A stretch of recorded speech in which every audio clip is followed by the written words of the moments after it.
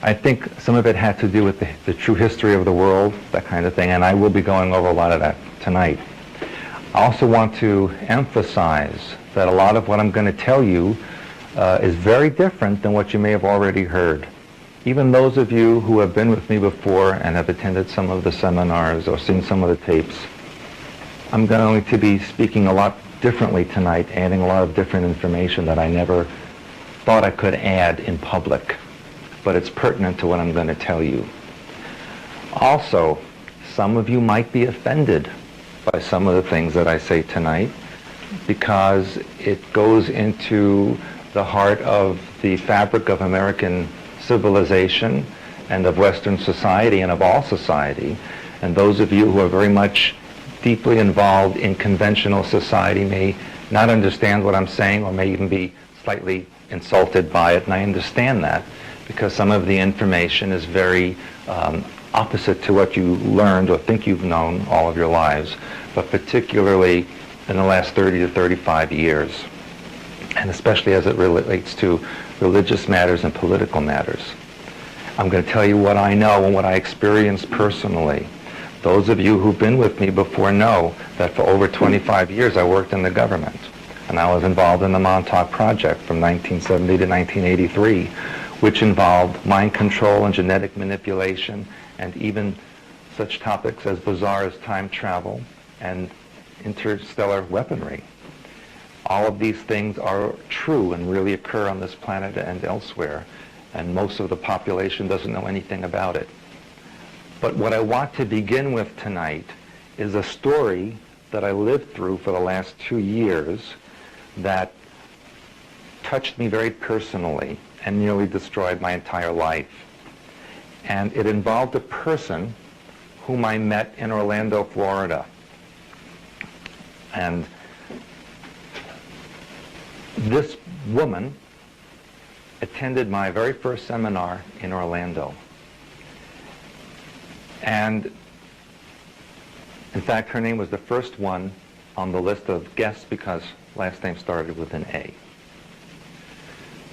And I was working at that time with an East Indian person who was doing my sponsoring work in the Orlando area. And he had been a client of mine and then asked if I'd be willing to do seminars in that area. And he, in turn, was networking with this woman who was a friend of his. And she claimed that she was the one who got a lot of the people to attend that seminar. And there was quite a few people at that seminar, which was actually held at a Catholic seminary called San Pedro, just outside of Orlando. Now, that was the first time I ever met her. That very first day, she kind of latched on to me. Told me stories about how she was a Cherokee and Blackfoot Indian, as well as having Irish genetics as well, and that she was very much aware of what was going on with the world situation and who was controlling the world. And that very first time I met her, there was a recognition. I remembered something about her from the past. And a lot of it had to do with the Montauk Project. Montauk Project used women specifically for breeding purposes and for controlling purposes. Very often, they would have programmed males under the jurisdiction of a very aggressive female who would be their handler or controller. The second time I came to Orlando, 3 months later, she became much more aggressive in her connection to me. And in fact, she had been calling me on the telephone on and off for those past couple of months. And she would say words and say things that triggered information in my own head.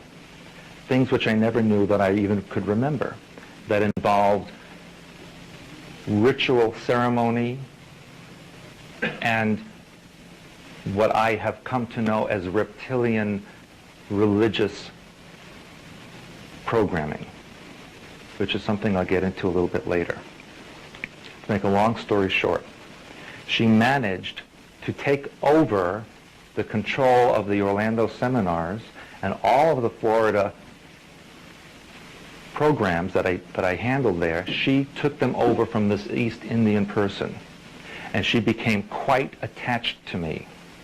She told me that she knew that there was a crop of programmed people out there, that I was one of, who were being prepared for a certain position in the global order.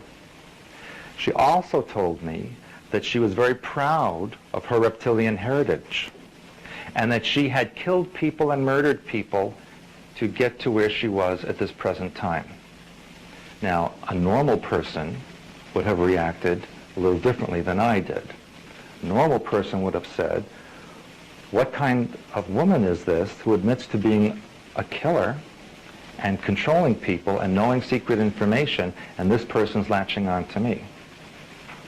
And yet I didn't do anything about it, and yet I encouraged her to continue doing my programming for me and sponsoring me and promoting me. It wasn't until January of this year that she became blatantly aggressive, to the point where she completely took over my business, where she took away work from my wife Janet, who was handling my work at that time, and actually got me to the position where I was totally removed and isolated from my family. She had me, and I helped with this, by the way, so I take responsibility.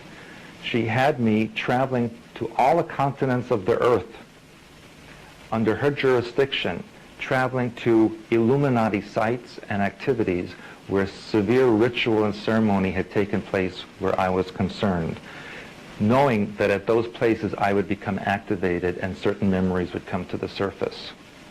During this time, she also drugged me. I have 18 needle holes in my back. I didn't know I was being drugged at the time. She would also slip pills into my mouth at night while I was semi-conscious. She also carried a weapon with her that was loaded at all times. She threatened to kill my wife, my family, and my children, and told me that I had to do everything that she wanted me to do, otherwise I would also be eliminated. Part of me, an underlying part of me, kept saying, I need to get out of here. I need to be removed from this person. But a surface part of me went along with it. It was almost as if I was a prisoner within my own mind. And there was programming techniques that she would do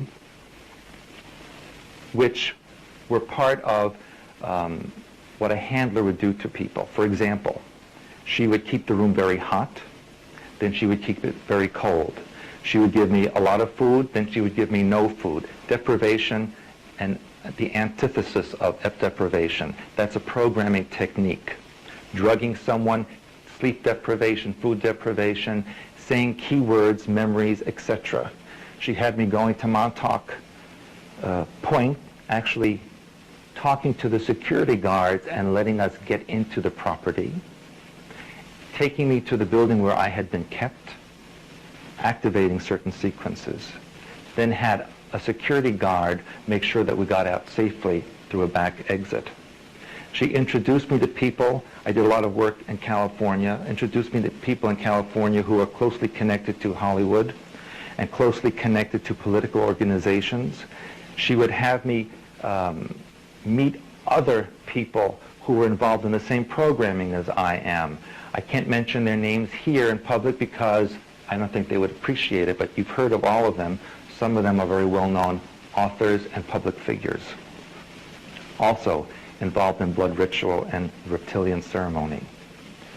She had me meet, and I can mention this person's name, a woman by the name of Arizona Wilder.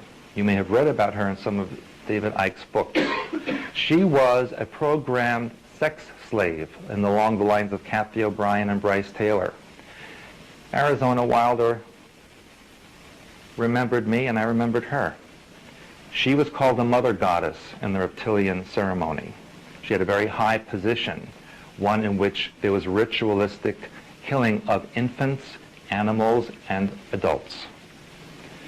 And she remembered me being in positions like that at Montauk and in other areas of the world. One of the places that I was sent to was Buenos Aires. And in the palace of Evita Peron, on the basement of this area, there is a vast chamber where these ceremonies take place. A symbol of some of these ceremonies is a winged lion. And if you go to the Congress building of Argentina, the entire building is ringed with gold winged lions. She also had me go, and we already traveled throughout Europe, Switzerland, Germany, Norway, Sweden. In every place, she destroyed my business. Where she told me she was going to promote me and change things, she eliminated things and cut people off. We wound up at a concentration camp in East Germany. Very strange things going on there. We walked into the room that was given to us. There were still bloodstains on the floor and on the walls. The light would go on and off. She would speak to the light and it would stop. She knew information about me that I never told anybody ever. The only way she could have known this information is if it were given to her. Yes? I'm sorry, is she being Arizona Wilder? No, this other woman. Yeah. Arizona Wilder was someone that I was introduced to with this woman.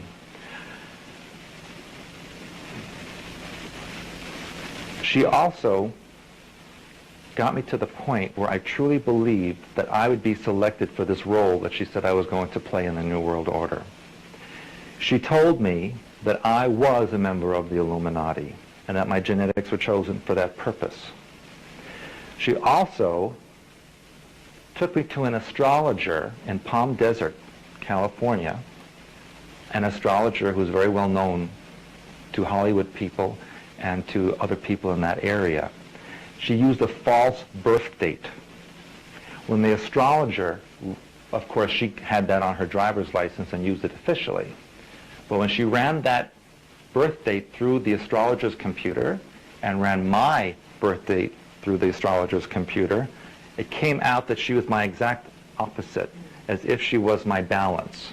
The only way that could possibly be true is if it was already figured out way in advance of her getting these identifications. She also ran what I would call halfway houses in the Orlando area for people who came out of prison, prostitutes, drug addicts, alcoholics, deep criminals, people who she housed and took care of, but yet would not take any state funding or federal funding. She had her own rules, her own regulations. She knew all the police officers. She knew all the judges. She knew all legal aspects of what she was doing, and she would never let anyone know what was going on in her business. She told me that she was closing her business to take over my business, and that I had an obligation to her. And to make a long story short, she even told me that she was pregnant with my children. She said that she miscarried my twins and showed me the fetuses. It was quite a horrific experience. Of course, at the time, my wife knew nothing about that part of the relationship. Finally, we wound up in Anchorage, Alaska. She had the phones cut off. I could not communicate with my family. She would not let any phone calls through.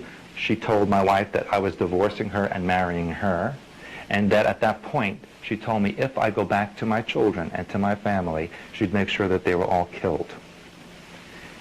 This is what I was living with for the last 6 months, mostly over the last 2 years, but particularly the last 6 months. Couldn't tell anybody about it, couldn't speak about it in public. The one thing that really hooked me into her, that made me think and believe that she was telling me the truth about everything, was a particular item that I never spoke about to anybody, and that is the beings who created the reptilians. Those of you who have been with me before know that when I do my DNA seminar, the second day of the first grouping of seminars, and I talk about galactic history, I talk about how the reptilians were the first colonists on this earth and how they destroyed human civilizations elsewhere. I also mentioned to all of you that nobody knew who created them, but it was believed they were not natural to this time-space continuum. Well, when I was a child, there used to be these beings that would come into my bedroom, and I used to call them the clear people. They looked almost like a human form.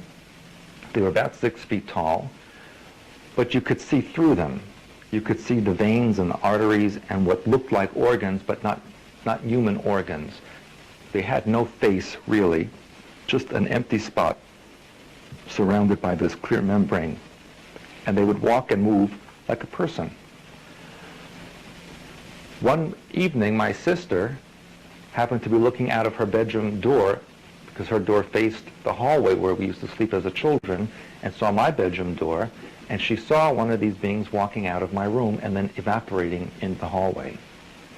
It was just after an incident that I had waking up and seeing that creature standing over me.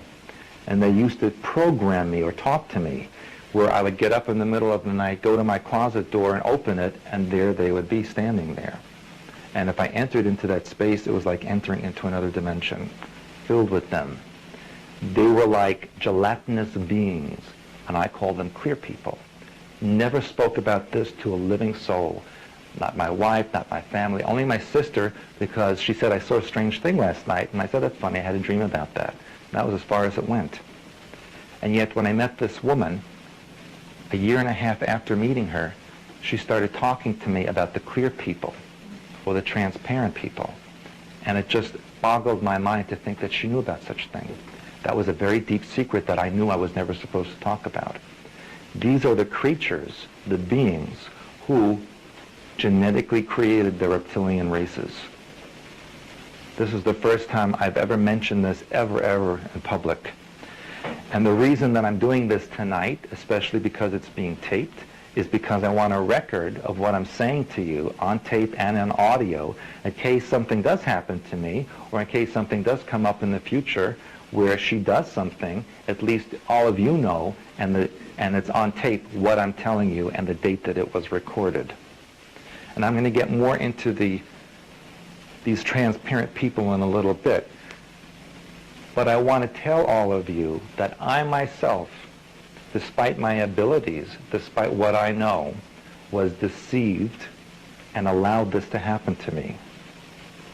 And so it took a great effort for me to even be able to say all of this in public to all of you and to have it taped.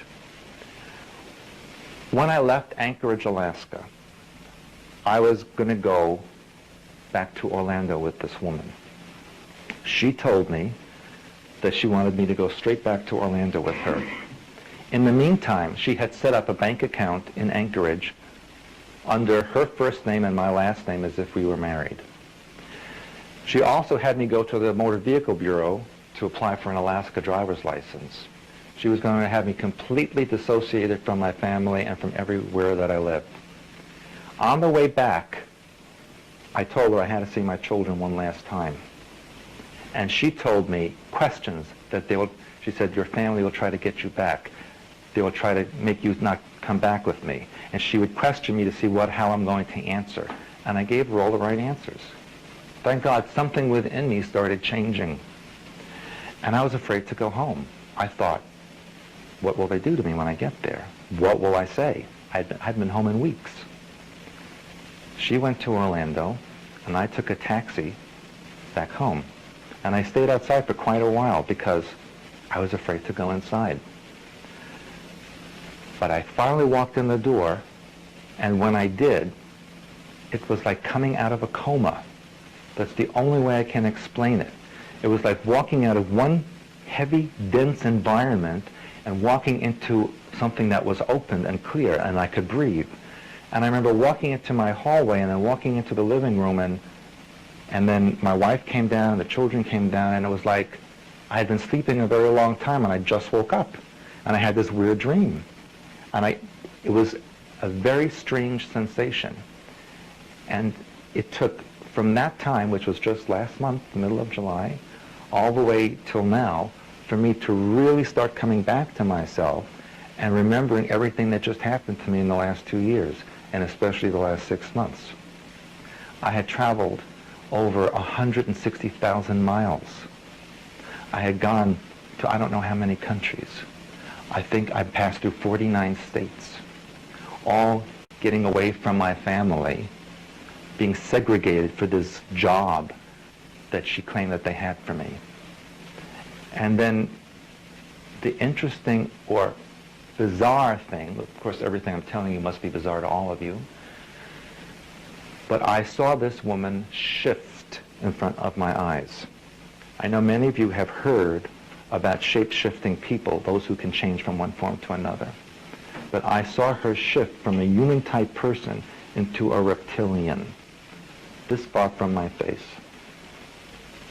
I also saw her shift into what looked like a very cat-like creature.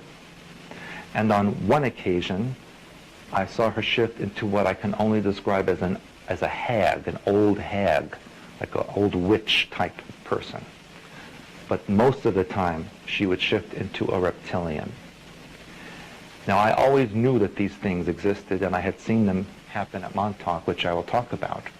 And by the way, today I'm going to name a lot of names. I'm not naming her name right now because I don't know what she would do if she found out. I know who her targets are now in the future, and I have warned those people. I don't think they believe it, but they'll have to find out for themselves. I wish someone had warned me before she came into my life. But she is the worst of the worst. Those of you who read my book, Alien Connection, know about the section I have about the persona known as Johannes von Gruber. That persona actually is part of me. That person existed in Germany. This woman was his mistress in Germany. And when Johannes disappeared, she was executed. I can only imagine that the reason she was agreed to do this role now was retribution. She's driven. She will kill anybody. She will stop at nothing. She will let nothing get in her way. And I have to deal with that right now, and that's why I did not go to Denver to do global sciences, because she was going to be there. And I knew that if she was there, she could turn on her drugs or her programming, whatever it is she does, as my handler to make me snap back into that position again. And so for my own safety and for my family's safety, so not to be away from them again, I didn't go. And I warned Dean Stonier, who is the head of global sciences. He was warned. He says he understands and was doing his own investigation of this person. I don't know what happened, if she showed up or what even happened when she was there. I had other people who were friends of mine in California who actually went to see what was going on. I should get a report when I get home. And I just wanted to also apologize to all of you who I've been with before that I allowed this to happen to me when I should have known better and should have been mentally stronger and not allow that programming to come through again. Which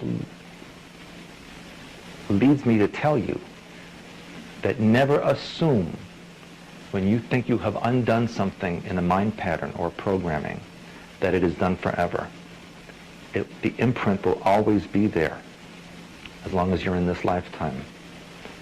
You must always make conscientious efforts to monitor yourself and look for the triggers that can turn on the old patterns. And you will always be tested by yourself and others to see if you can fall back to those old patterns.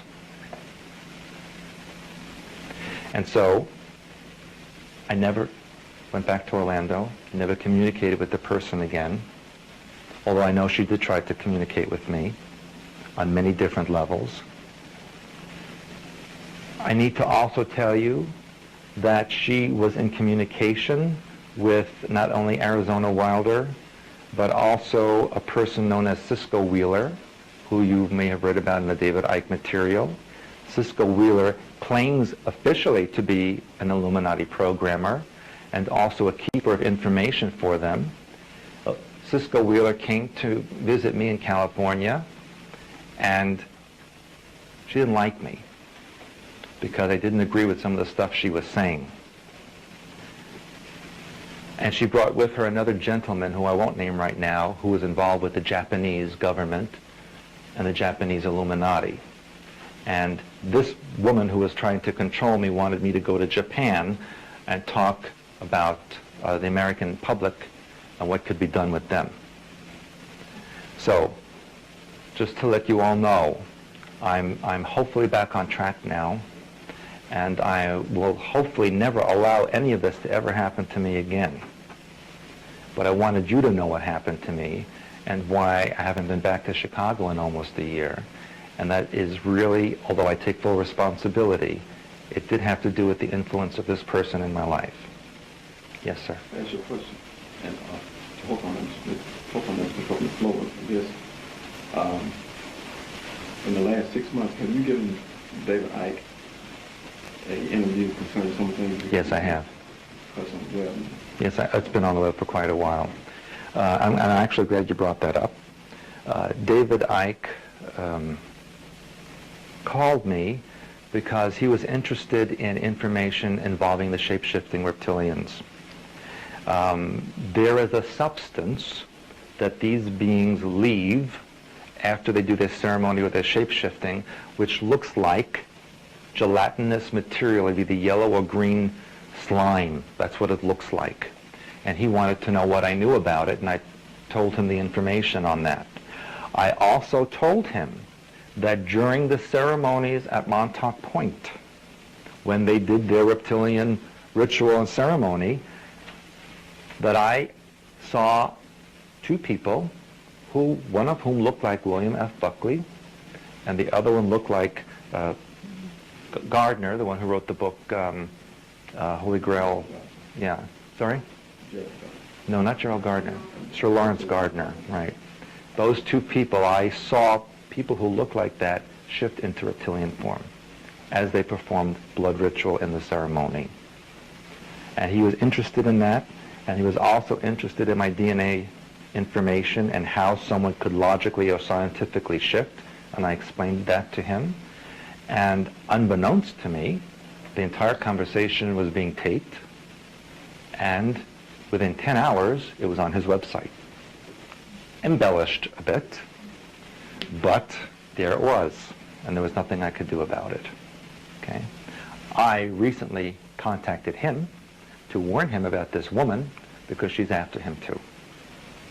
So I warned everyone I could possibly warn, and now it's up to them.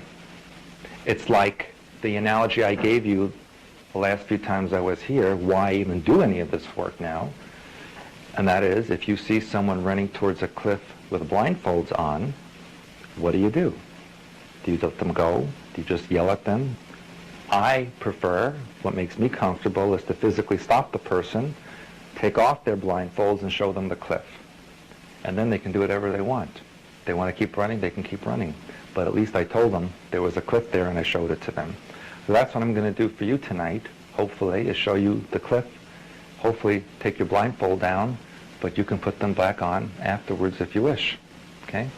And I wanted to start out the lecture with this story about what happened to me because it will tie in again at the end when I talk about what the Illuminati plans are for this planet, which are quite heinous and are going on at this moment. It's no longer in the future. You're reading about some of it now in the newspaper.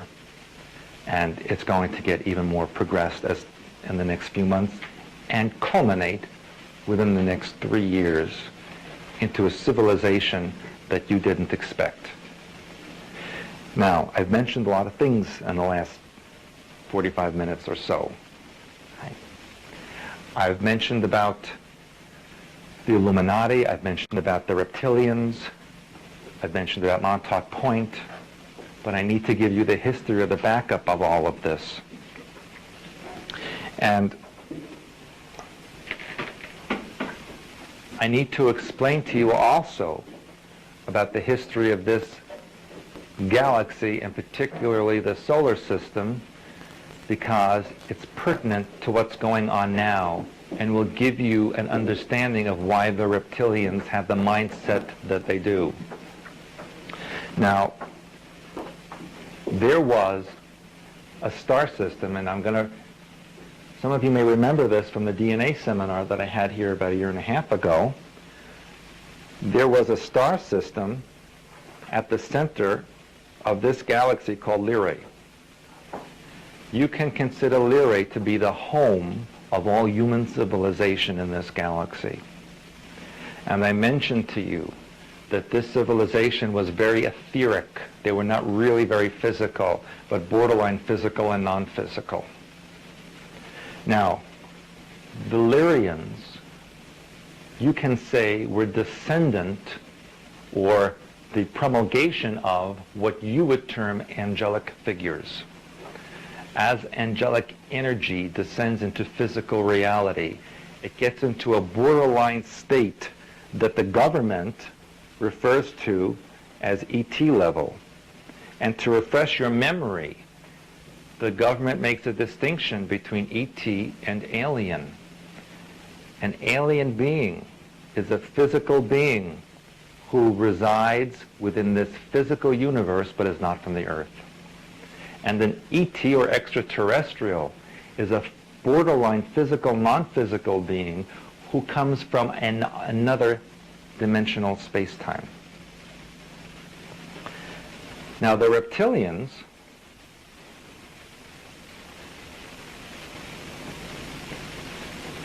as I mentioned, were not from this galaxy. They appeared in a star system known as Draconis, or Draco. It's commonly referred to as Draco. Originally, I had told you that nobody knew who created them. It was a mystery. But now I can tell you, and I have told you just before, that they were created by what I call the clear people or transparent people.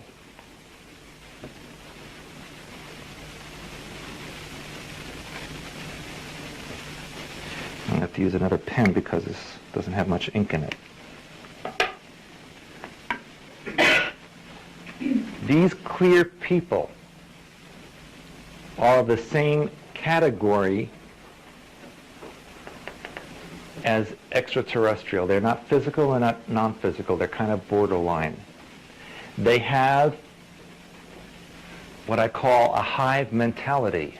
In other words, they exist in a sea of intelligence that is of the same genre of creatures they are. There's really no segregation or individuality. However, this sea of intelligence is very intelligent, and it has dissociated itself somewhat from what you would call God mind, or the universal, interuniversal energy that pervades all things, without which nothing else could exist. And in fact, if you want to judge them as evil or bad, I don't use terminology like that. I used to, but not anymore. Because I've come to learn that there really is no good or bad or evil or positive, negative. It's just intelligence. And everything is a flip side to the other thing. People ask me, do you believe in God? Yes, I believe in God. Nothing exists without it. And then people ask me, do I believe in religion? And I say no, because I know that all religions were created for mind control purposes. God does not have a religion. So when you ask me what religion am I say whatever God is. That's the religion I am.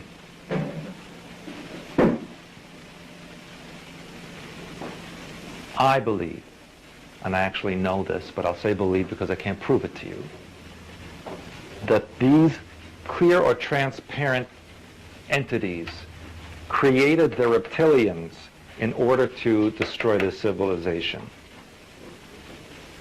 They wanted to create their own little universe under their control. They wanted to be God. Now this woman that I told you about earlier, who was controlling me and handling me, claimed to be from them. And she told me that I was of them as well, and that we were the only two on the earth. And as incredible as this may sound, she almost proved it to me, or maybe she did prove it to me, because she showed me with my own vision, which, by the way, since I've been here last time, I have my eyesight back, that I could shift myself.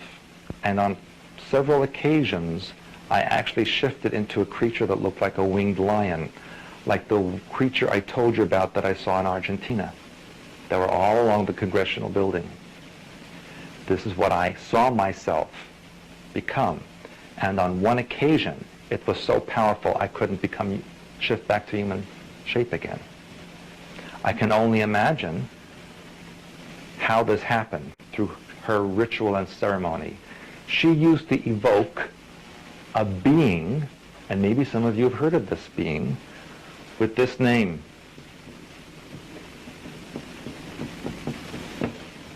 Abraxas. Have any of you heard of that before? He's heard of it. If any of you have information on this entity, I'd like to know it. The very first time I did my Illuminati lecture in Los Angeles, before she would let me go onto the stage, she evoked this being and let that being surround me. The name of an album by Santana, if you remember, from the 70s. I wasn't in the 70s. I was locked up in Montauk, so I really don't know very much about what the music was like. But I'd be glad to see that album cover. There's a picture of the being. What does it look like? It looks like a winged lion, as I recall. Is that right? On the cover of the album. Now that's pretty interesting. See, I learned something tonight. Now that's pretty interesting. And lion has always been a frequency which was important to me, which is why I have this and why I have this, the clinking jewelry, because that is a frequency that I connect with, and I even teach lion frequency to some of you. How many of you have I given lion frequency? Have any of you here? You, I've given, yeah. Not too many people, only those that I see associated with that. Well, anyone who can give me information on this, I would appreciate it. I don't know how far I can go as far as naming names, but I've had a lot of people helping me defend against this woman that I told you about. One of the people who is helping without naming names is a princess of, you think I can discuss that? Is the princess of the Montauk Indians. And she's been helping me with fighting against this evil person. She calls her an evil entity. She calls her from the depths of hell.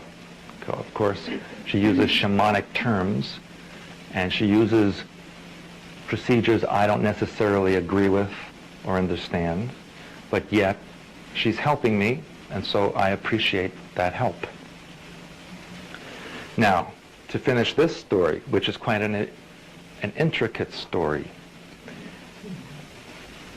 and I will use red because it's appropriate. When the reptilians attacked Lyrae, it destroyed that civilization. And in fact, I'll give you the float. I have a very complicated float chart here. I'll make it as easy as possible. The remnants of Lyrae spread out through the rest of the solar system, throughout the rest of the galaxy. They colonized such places as Tau Ceti, Procyon, Orion, Aldebaran, the Pleiades, Antares. Most of the known constellations and star systems in this galaxy were colonized by the Lyrians because their home area was destroyed. In this solar system, they colonized the planet Mars and another planet that no longer exists that was called Maldek. Maldek was a relatively large planet that existed between Mars and Jupiter. At that time, the Earth occupied the second orbit around the Sun, and it did not have an atmosphere like it has now. It was completely water-filled, both surface and atmosphere, not breathable. By the way, the Lyrians, when they became physical, had two forms. One was blonde hair, blue eyes, which was the standard form, and the other form was red hair and either blue or green eyes. Now the red hair person was considered very special and spiritual and also dangerous. They were extremely psychic and able to interact on many levels of communication and dimensionality. And they were very much used for priests and priestesses in Illyrian civilization. And in fact, they were used for breeding purposes because the genetics was so powerful. And in Montauk, most of the breeders were red-haired women with blue or green eyes. Now, the reptilians have a mindset that's very different than what humanity has. Reptilians believe that they are superior to all others. And as I mentioned at the bookstore last night, one of the reasons is they are androgynous. They have male and female in the same body.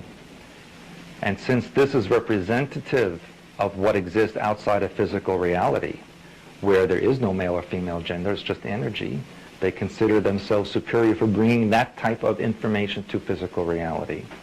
You'll also note, based on observing creatures on the earth right now, that reptilian forms do not evolve or adapt over eons or millions of years. They basically stay the same. And if there's a change, they just die out. Whereas mammalian forms need to adapt and evolve as there are changes occurring in their environment. So to the reptilian mind pattern, they're superior because they don't need to change or adapt. Therefore, they're completely perfect as they are. That's the mindset. It's not right, it's not wrong, it's just the way they think. And so they go after the Aryan types, or the blonde hair, red hair, blue eyes, green eyes, because the genetics of those people are easily controlled. The mind control over that genetic is very, very easy as compared to other races. This is why, in history, those who saw globalization or control of this planet wanted to promote the Aryan race as the natural form, because those who did this were being controlled by the reptilians. And they found every reason they could think of to make other civilizations or races look inferior. They manufactured that. And so, those who existed on Mars and Maldek were the blonde-haired, blue-eyed type, with a few of the red-haired, green-eyed types in there as well. Reptilians love to use comets and asteroids. That's their mode of travel and attack. They sent an ice comet into the solar system to destroy the human colonists or the Illyrian refugees on Mars and Maldek. Now, at the time, if I may erase this, at the time, the setup of this solar system was very different. Oh, I'll use this. I'll use this as the sun. And then the planet Mercury was where it always was. Then there was the Earth, which, as I said, was a water planet totally. Then there was Mars, which had an Earth-like atmosphere and environment. Then there was, I'm not an artist, but there was Maldek. Then there was Jupiter, Saturn,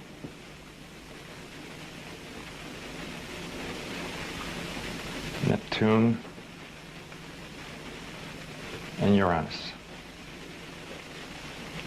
The comet was sent on a collision course to Mars. This comet was really a ball of ice, but under mechanical direction. However, because it didn't calculate it properly, as it got closer to this area, the gravitational pull of Jupiter, Maldek, and Mars threw this ice comet off course, and it got too close to Maldek, causing that planet to explode, creating an asteroid belt that still now exists between Mars and Jupiter. Those from Maldek who were able to leave before it exploded went to Mars as refugees. As the ice comet then approached close to Mars, it pulled the atmosphere off of Mars as it passed, literally ripped by gravitational pull the atmosphere of Mars, leaving a very thin atmosphere that exists to this day. And only now are they beginning to tell you that Mars was once covered in oceans and had an atmosphere. They're telling you all of this now. Now, the refugees of Mars went underground in Mars. There's a vast underground in Mars. And that's where they went. As the planet continued closer towards the Earth, this comet, it went into a revolving spin with the Earth. They rotated around one another, and the Earth flipped on its axis. The pull of the comet's gravitational field pulled the liquid atmosphere off of the Earth, and at the same time pulled the ice from the surface of the comet towards the Earth, kind of making a rotational spin. It ended up where most of the water covering of the Earth was polarized and frozen by the ice, creating the polar ice caps of Earth and causing landmass to rise above the surface. The comet then continued on and actually reversed places with the Earth, pushing the Earth out to the third orbit of the Sun, and the comet taking up the second orbit, and we now call that comet Venus. Venus was an ice comet. But because it is now so close to the Sun, the ice completely evaporated, creating a dense cloud cover around the planet that still exists. Now in 1982, I believe it was, a Soviet spacecraft penetrated the cloud layer of Venus and saw on the surface of Venus 7 domed areas lined up in a row. Just like that. Each several miles wide. Was photographed. It appeared on page 3 of most U.S. newspapers. Whole story about it. But at the very bottom, the last paragraph of the article, it said, NASA scientists believe that this is a natural formation. After they went through a whole page of saying how strange it was, and there were 7 domed objects, and they were lined up in a row, and what an anomaly this was, last paragraph was, scientists say it's a natural formation. Never heard a story again. I'm going to tell you, though, that these domes are biospheres for reptilian beings who live on the surface of Venus. Now, I want you to remember something that happened in the 1950s. I'm going to jump around in time. In the 1950s, there were these people who appeared on television and in the newspapers who claimed they were Venusians. Do you remember that? Those of you who are old enough, you don't have to say who you are. They claimed to be Venusians who came to Earth to uplift mankind. One of them actually wound up at the Pentagon. You remember his name?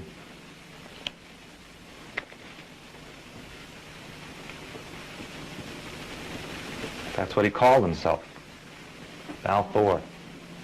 He claimed that he had a spaceship that landed in the Mojave Desert and that it was hidden and that he was a human type who had come from a civilization on Venus to help mankind, and that there are many like him on the planet.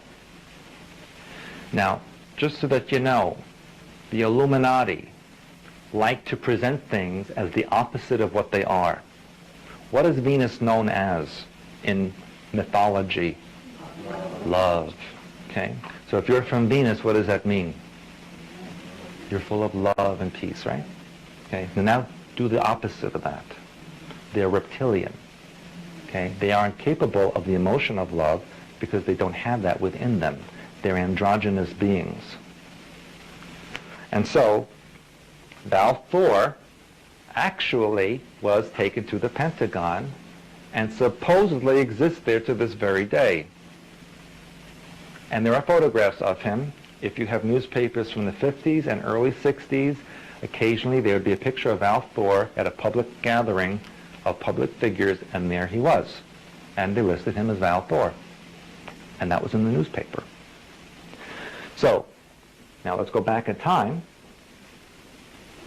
Earth was now colonizable because it now had land mass and the water was ripped out of the atmosphere, leaving an oxygen-rich environment. The reptilians drove another object into the solar system to colonize the Earth. We now call that object the moon. The moon is the only known object in space that's supposed to be natural that doesn't spin. It faces in one direction all the time, like a ship in orbit, and that's exactly what it is. If you send a sonic resonance off of the moon, it pings like a glass, hollow glass. It's not solid.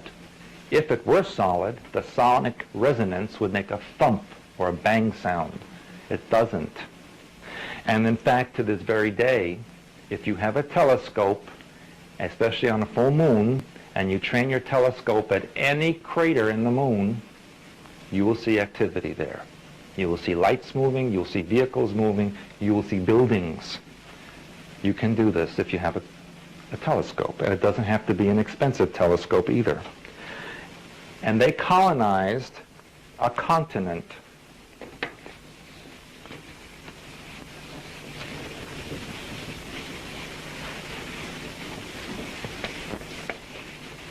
And there were two main continents at the time. A continent that is known as, or was known as, Lemuria, or in some civilizations they called it Mu. These were reptilian beings. This continent extended over the Pacific Basin. The remnants of it now are Australia and New Zealand, the South Pacific Islands, the Philippines, Japan, and Hawaiian Islands, as well as the coast of California west of the San Andreas Fault Line. That was Lemuria. And one of the plant life that still exists on this planet from Lemuria are the redwood trees. That is what was covering Lemuria. Have any of you ever walked through the redwood forest? It's a very strange sensation, very heavy feeling, but there's kind of an ancientness to it. And it only exists in that one little area by the coastline. Now, they existed on this continent, this vast continent, for many thousands of years before the human refugees who were originally from Lemuria, from Lyra, and now were underground in Mars, and they needed a place to go. In addition, not only were the Mars refugees in need of a place to go, but there was a group of Lyrian refugees who had colonized one of the planets in the Pleiadian system, who called themselves the Atlans. Now, the Atlans were not very well liked. They were troublemakers. They were renegades. They wanted to recreate the Lyrian civilization under their own terms. You can think of them very much like the neo-Nazis in this country who want to recreate a new Germany. Well, think of Lyra as the old Germany and these Atlans being the neo-Nazis. They were not nice people. And so it was decided that the refugees who were the Atlans and those who were on Mars would be allowed to also colonize the Earth, because quite frankly, the human refugees wanted to get rid of them. And what better place to send them but a place filled with reptiles? But it was colonizable. So can you guess where these refugees went? They went to a continent that came to be known as Atlantis, named after the Atlans. Most of the colonists were Atlans. There were very few from here. A lot of them stayed here because they wanted to see what would happen to the Atlans when they landed on a reptilian planet. And for a while, there really wasn't much going on between those two, because the full blast of the reptilian invasion force was not here.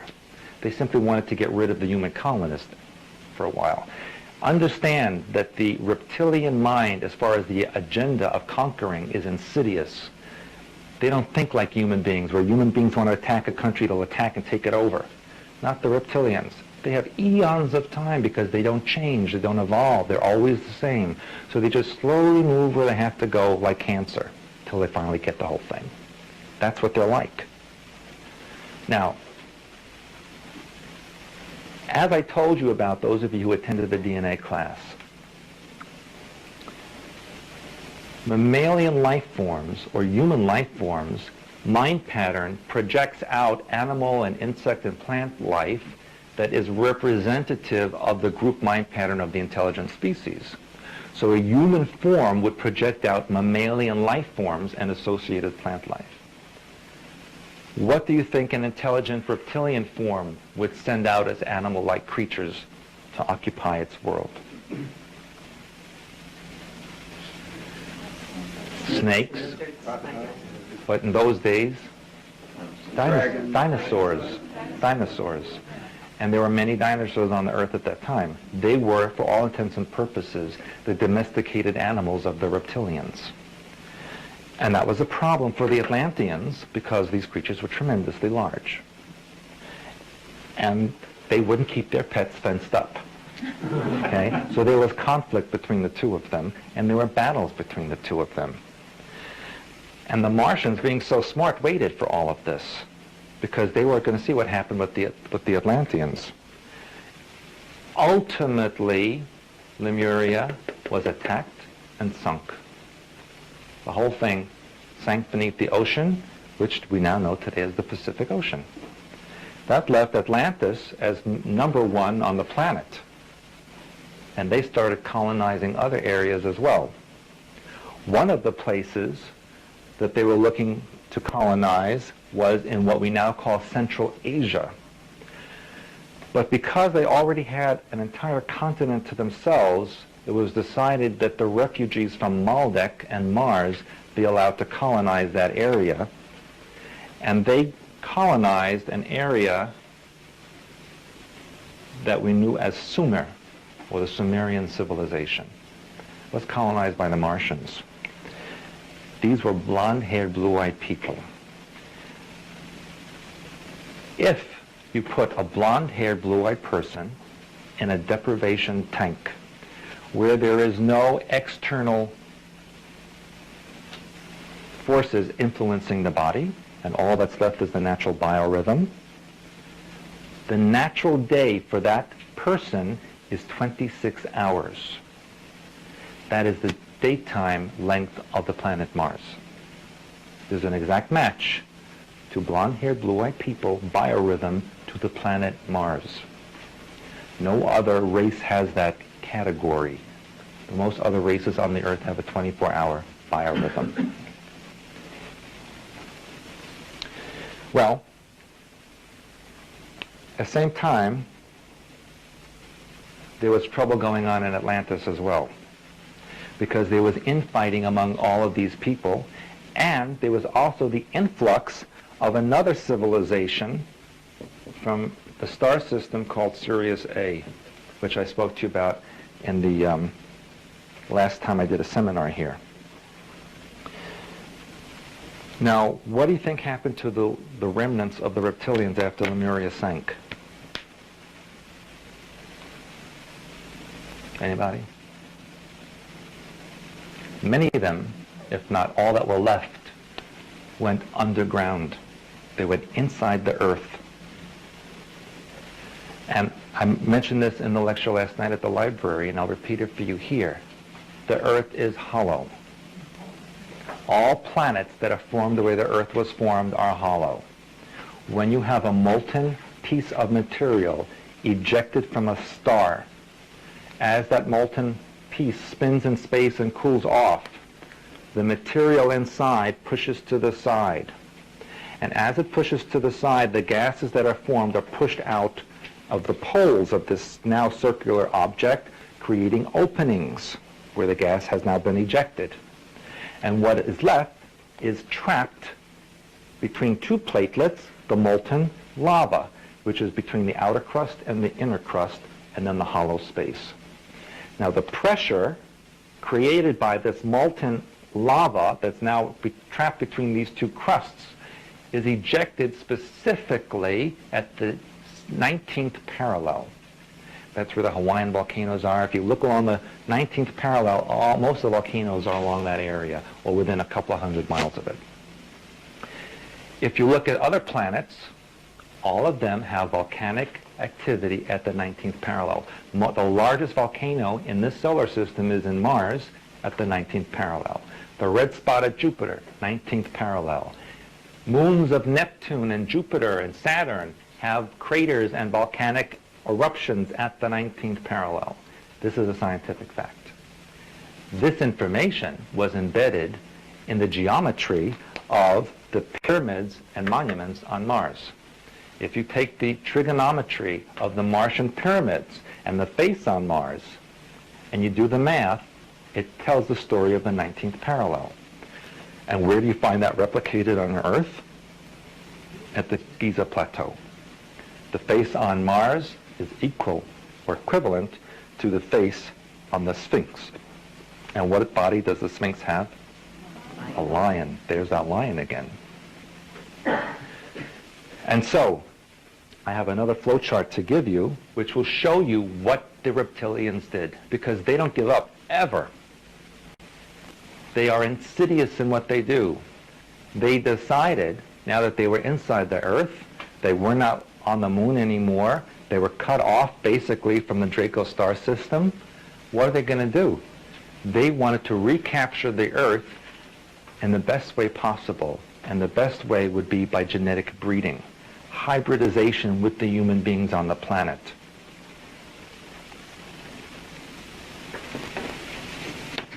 And here I need to give you another story. Those of you who are familiar with the Bible story of how creatures or Adam was created, the story of Adam. All of the Bible is symbolic. It is an allegory, not to be taken literally. And when there was a peace treaty at one point between the humans and the reptilians, the peace treaty was that they would try to create a new being which had the semblance or the mixture of all the genetics, not only of the reptilians and the Atlans, but of all the other civilizations in the galaxy that have an interest in the Earth. And this prototype was going to be called Adam, which in ancient Hebrew language means from the earth. And that's why in the Bible it says, let us make man in our image. God didn't say, I will make man in my image. Let us make man in our image, plural. And the story of the removal of the rib from Adam to create Eve, to create a female, is an allegorical story of using the foundational reptilian androgynous body and separating it into a male and female figure. That's an allegorical story of the separation into the sexes from a reptilian body. And so I'm going to give you a flow chart, and it might look a little bit messy, but it's the best I can do given the circumstances, of how the flow of civilization and reptilian DNA got into all of you. Because every single person on this planet, whether they're human or not, has reptilian DNA. And that's a unique situation in the galaxy. That's why there's such an interest in this planet from elsewhere, because nowhere else is there such a genetic mixture. And so, if we start out, and I'll try to make this as neat as possible, but I have to write small. If we start out with the Draco and the Lyrian civilizations, we find that there was a split here to Maldek and Mars on this side, and here was the Pleiades, or the Atlans, and this then went to Sumer, and this then went to Atlantis. And I'll do some work here so it won't be too confusing first. Here we have Venus and the moon. And then here we have Lemuria. So we're all on the same page with this so far. This is reptilian form, this is human form. Pure human form, which nobody on this planet is a pure human form. Now, from Atlantis, or from Mars, we have Sumer, and then Sumer led into Babylon. Now this is very important. Babylon is very important in the reptilian ritual and ceremony. The Babylonians spread out to become the Khazars in the Caucasus Mountain, and they in turn colonized Europe and the Middle East.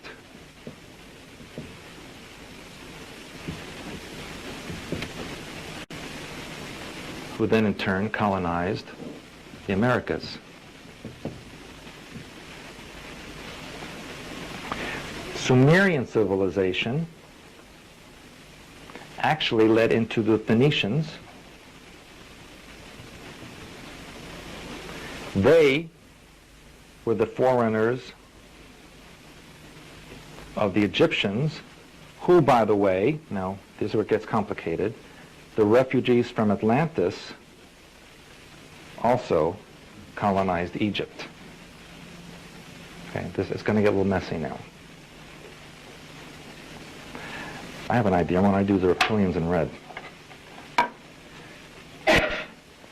Oh, let me finish this part. Then the Egyptians actually had an influence in Greece, and Greece actually became part of Rome and Spain,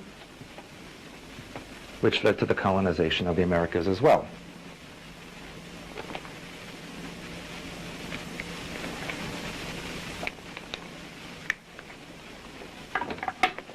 Now, as far as the reptilians are concerned, once the Lemuria sank, they went underground, and I told you about the hybridization program. That began in Sumer. That was one of the first places that the human reptilian DNA mix for the shape-shifting reptilians began. And they also colonized India, China, and Japan.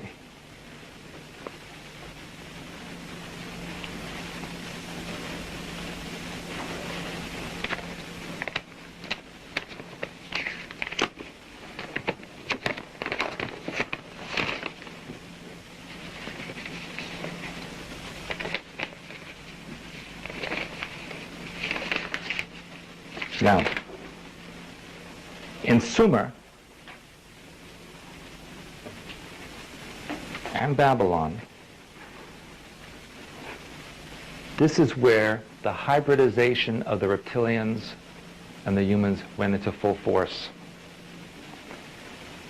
It was here that they created a unique hybridization blend of 50% genetics reptilian, 50% genetics human. These then became what was known as the blue bloods.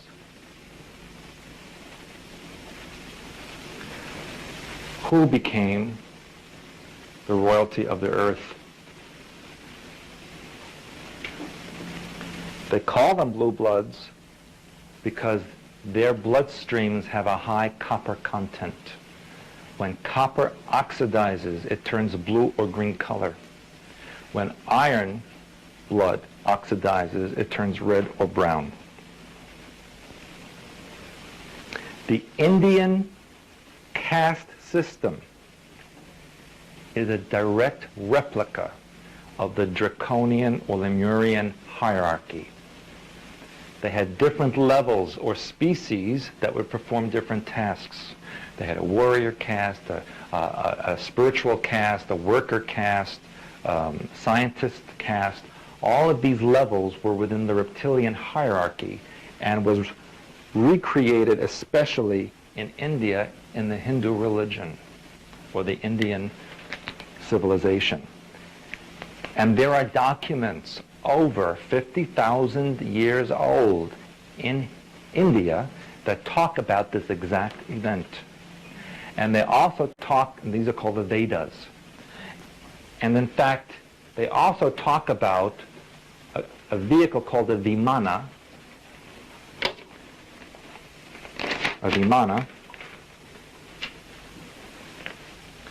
which is a craft that can fly into the atmosphere or beyond the atmosphere and shoot lances that can disrupt the ground and create mushroom clouds, nuclear devices. This was written 50,000 years ago. And those were written from something else. They were copied from something else. But the newest ones are 50,000 years old. This area of the world right now is very, very important because the royalty of the earth call themselves the Illuminati.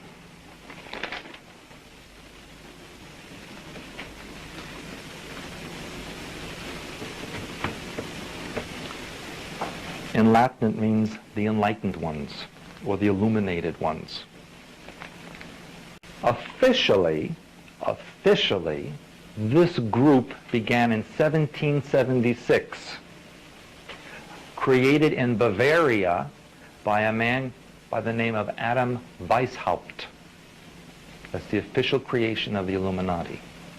He put together this organization in Bavaria to pull together wealthy nobility and royalty to create a better world for the earth. Now that is an interesting date, 1776, because what else happened that year? Declaration of Independence and the creation of the United States of America, which, by the way, which I'll explain to you in a moment, is not even a country. And so, the Illuminati finally in 1776 decided to come out of the woodwork, to make themselves known publicly, when in fact they existed from day zero. Really, they existed in their present form from the days of Sumer and Babylon. And they worshipped a pair of deities, a male and female. Male was called Nimrod.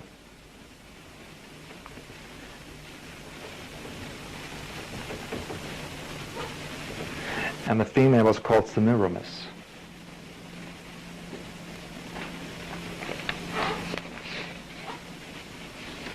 In Egypt, these were changed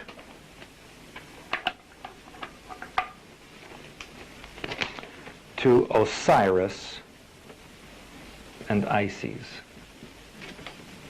but they were the same deity. Their symbol, I'm not the greatest artist, was the fleur-de-lis.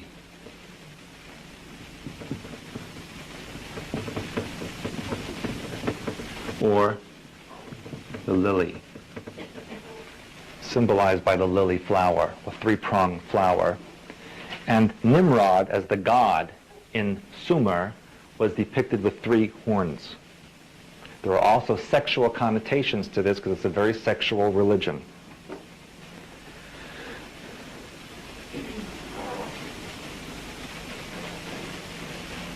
And he required blood sacrifice.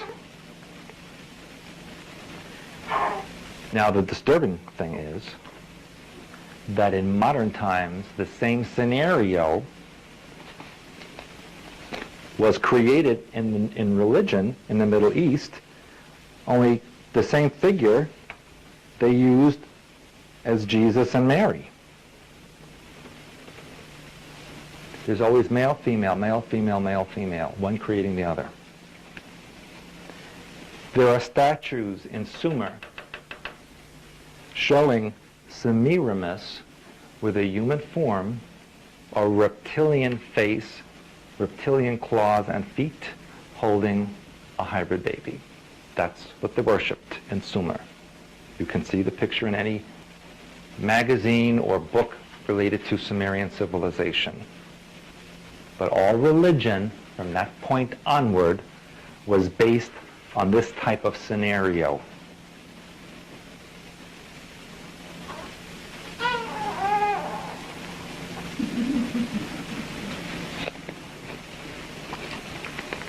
Can I erase this? Yes? Yes.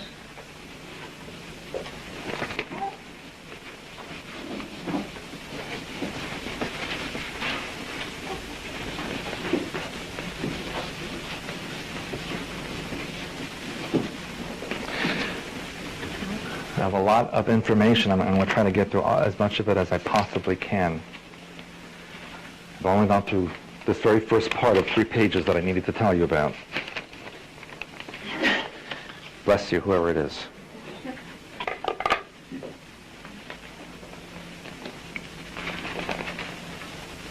Now, I will tell you that the number 13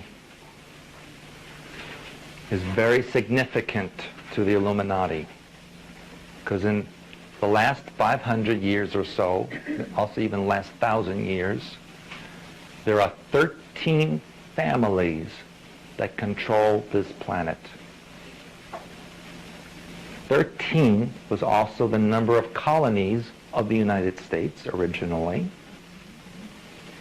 13 is also the age when the ancient Hebrews said that children become adults, what they call a bar mitzvah. And 13 is actually the true number of zodiac signs. One sign has been deleted for the past 1,000 years or more. And that sign was located between Scorpio and Sagittarius. And can you imagine what the symbol of that zodiac sign was? It was a dragon, a reptile. That's the 13th zodiac sign. 13 is significant.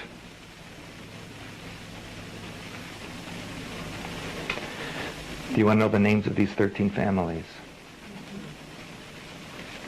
I'm going to give it to you. But I need to tell you something else.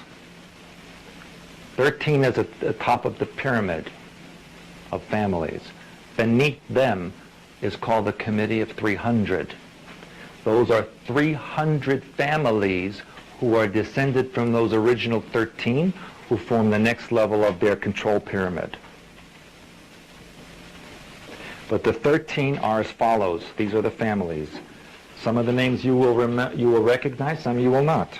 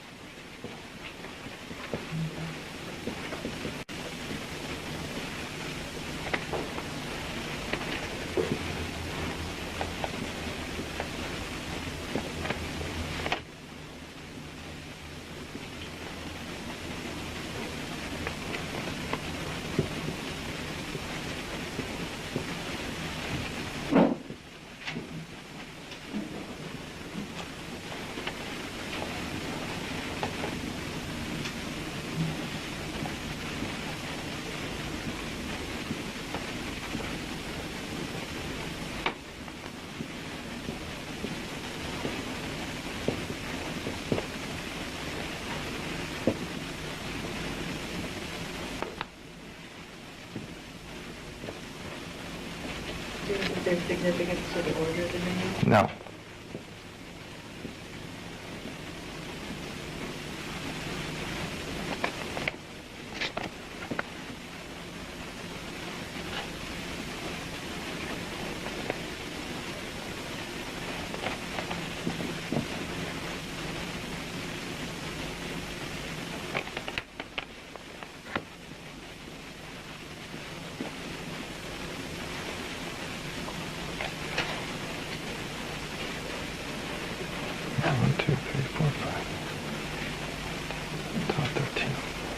These are the 13 families.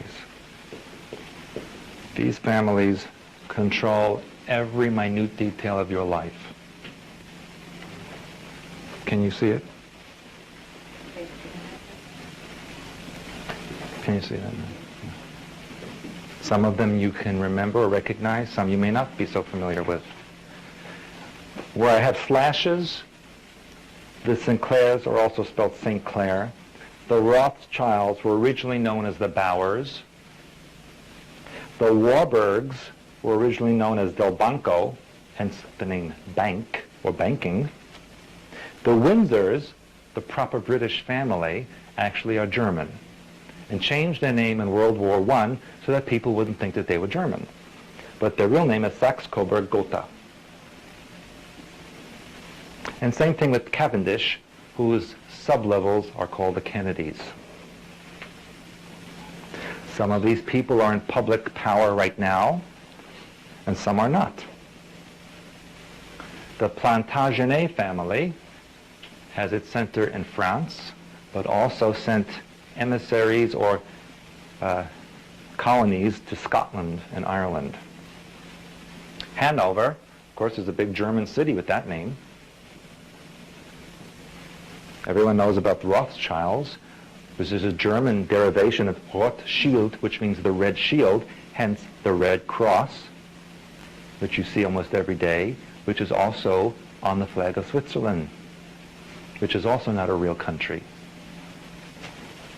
The Krupps, oh yes, the Krupps, claim to fame, they built the ovens in the concentration camp and all of the machinations for the Nazi Empire. The de Medicis, you know, Italian family, very well known in banking. Romanovs, Russian royalty. My great uncle had the great distinction of having them assassinated in 1917. The Rockefellers, you know, were actually German. Kennedys, of course, you know, Cavendish, same thing. And the Habsburgs, who are the royalty of Austria.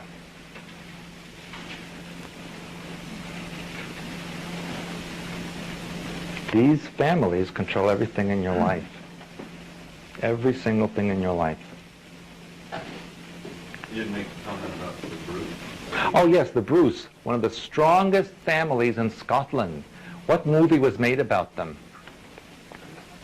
Braveheart.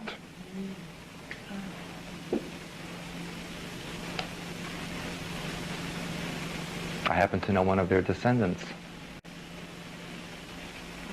who interviewed me for a book she's writing.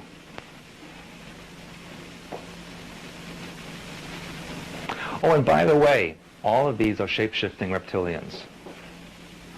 Every single one of them. And do you remember a couple of years ago a claymation, no, it wasn't claymation, it was actually human beings dressed in puppets that did a show about being dinosaurs in the old times? Do you remember that show? And what was the name of that dinosaur family?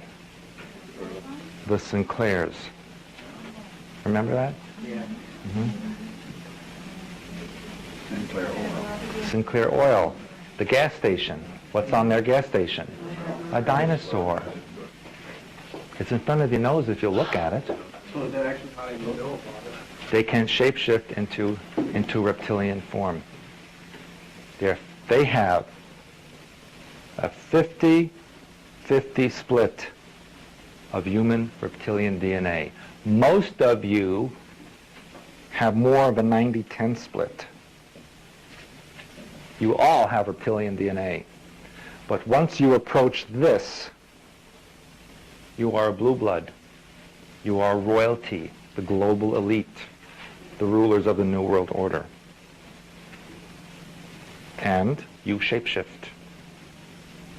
And you need to do ceremony, including blood ritual and hormone intake of human beings in order to maintain a human form.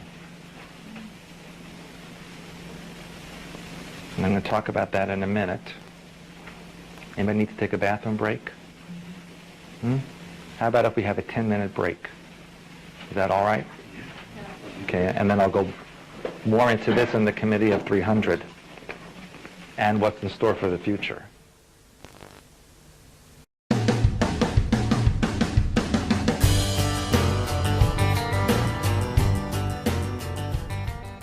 Beneath this group, this 13 families, is the Committee of 300. The Committee of 300 is the next layer in this pyramid of control. And guess where you all are? At the bottom layer. And isn't it interesting that on the US dollar is a pyramid with an eye watching everything that's underneath the pyramid? Now how do they explain that Egyptian Sumerian symbol on a US dollar? Do they explain it when you're in school? No. Do they say why there is an eye watching everything? No. What does the eye represent? The eye represents, if you remember, Osiris, the all-seeing eye, which goes back to the reptilian sun god of Nimrod. And it is a sun god because reptilians worship sun, and one of their symbols is a blazing sun. And you've seen them all over the place. Okay, sometimes they look like flames coming out of the sun, but in fact it's in the center of the Argentinian flag, where the winged reptilians are. They're all over the place if you keep your eyes open. Now, in addition to this symbol being on the US dollar, those of you who have a dollar left in your wallet, if you look underneath where it used to say e pluribus unum, it now says novus ordem seclorum, which means New World Order. That's on your money. Okay, so it's already part of your money. And in addition, there's a globalization or unification of all the currencies of the earth, especially in Europe, where they use now the euro dollar, which the Europeans didn't like the word dollar in their currency, so now they just call it the euro. And if you look at the exchange rate, it's basically 1 for 1. US dollar will get you a euro. In South America, Ecuador has adopted the US dollar as its national currency. So has Costa Rica. Most of those people never saw a dollar in their life, but it's their national currency. And if you go to Argentina, the peso is 1 to 1 with the dollar. So Ronald Reagan and George Bush got their wish when they said that they wanted from Alaska to Argentina one economic unit. It exists right now. Europe, same thing. There is a United States of Europe. You can drive across any border without the use of a passport or even stopping. They'll stop you if they want to, but you don't have to stop. You don't need a passport. When you land at an airport in Europe, there is 2 lines, one for European market members and everybody else. And in Switzerland, there's even a line if you have a US or Canadian passport, there's a separate line for you. So there's all of this going on all over the earth, and if you travel a lot, you get to see all of this. Now, may I erase this part also? By the way, if you're interested in some of the names of this Committee of 300, I'll just give you a sample. One of the names, which you may not recognize, is called Agnelli.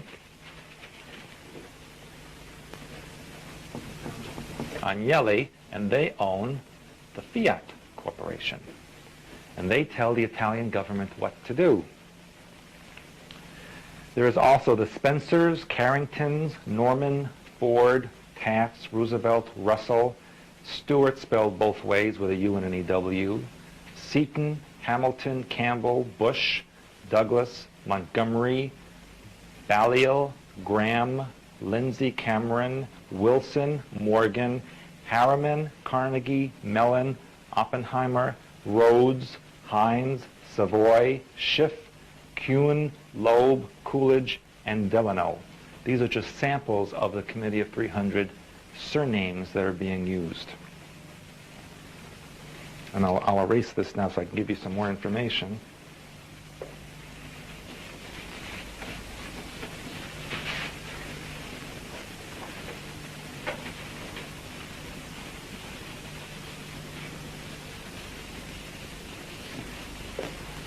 Now, as I mentioned before the break, when these shape-shifting people do their ceremony, it always involves the use of human blood and hormones, because when you are trying to maintain a particular form, you need to intake the genetics of that form to maintain the integrity of it.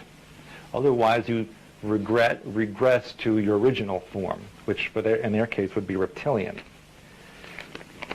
And you've heard the old stories, and there's even been movies and comedy made out of it, where there are these wealthy families in Europe, or even royalty, who have this family member that's locked away in a dungeon or in a tower because he's very strange. And whenever the people who are guests in the castle or the building go to look, they find this gigantic reptilian-like creature living locked away. It's because he reverted back to the original form and did not shapeshift any longer. He got stuck in the reptilian form. And as it's turning out, as the centuries are going by and the interbreeding and the intermarriage continues, they're finding it more and more difficult to maintain a human form. And so they're doing more and more ceremony on what is called the morphogenetic grid.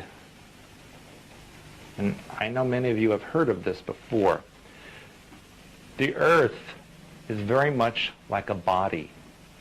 Just like you have a chakra system and you have the meridians that come out of the chakra system, the Earth has energy centers and ley lines that come out of the energy centers and crisscross like a grid or a matrix. And on certain places where they intersect, there is a powerful energy vortex created. And that grid, or that matrix of energy around the Earth, is called the morphogenetic grid.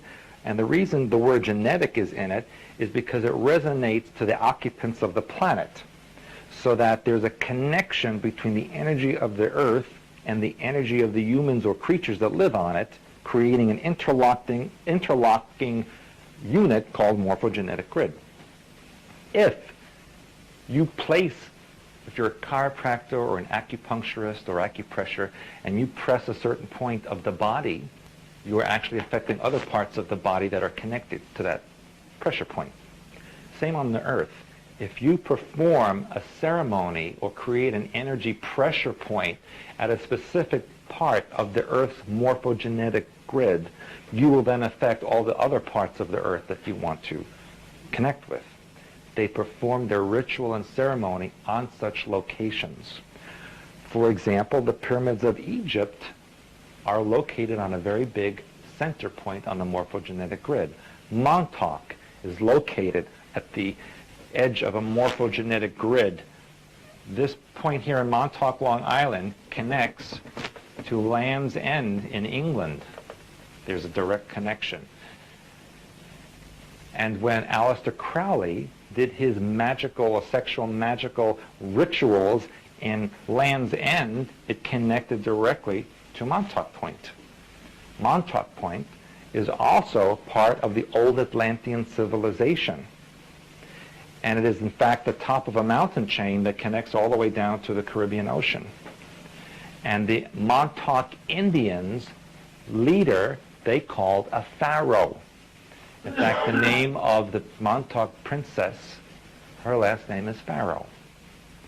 And, of course, that is related to the kings in Egypt, which then fall back to their common ancestor in the Atlantean time period. And in fact, up until the early part of this century, you could see the tops of pyramids along the beaches in Montauk Point, which have subsequently been covered up. In fact, the town of Montauk is located directly over a gigantic underground pyramid, which the government was very interested in accessing because of the technology that is inside of it. Basically, the control group, the Illuminati, is interested in mind controlling the entire population. Because let's face it, there's only a few thousand of them, and there's 6 billion of all of you. There's just not enough armies in the world that can control that size of a population. So the best way to do it is through mind control, and that's where the Montauk Project came into being, because it enabled them to test and develop specific mind control devices and techniques that were able to be put out into the public. And that's one of the things I was involved in at the time. When they do their rituals, it's on specific dates that mean something to them. Generally, it coincides with the full moon. One of their greatest holidays occurs on what you would call Halloween. That is a very important date for the reptilians. And that's where Halloween got the reputation of having ghosts and goblins and weird things happening, because that was a ceremony that they performed every October 31st. And recently, if you can recall, what incident occurred on Halloween that involved the deaths of a couple of hundred people in an instant? Egypt Air 990. Okay. That was part of a ritual ceremony slaughter. And where did it happen? Not far from Montauk Point. Okay, on this line. What else happened along that line that continues out like this? Well, let's map it. Here we had Egypt Air 990. Here we had, this is Long Island. Here we had TWA 800. Here we had Swiss Air 101.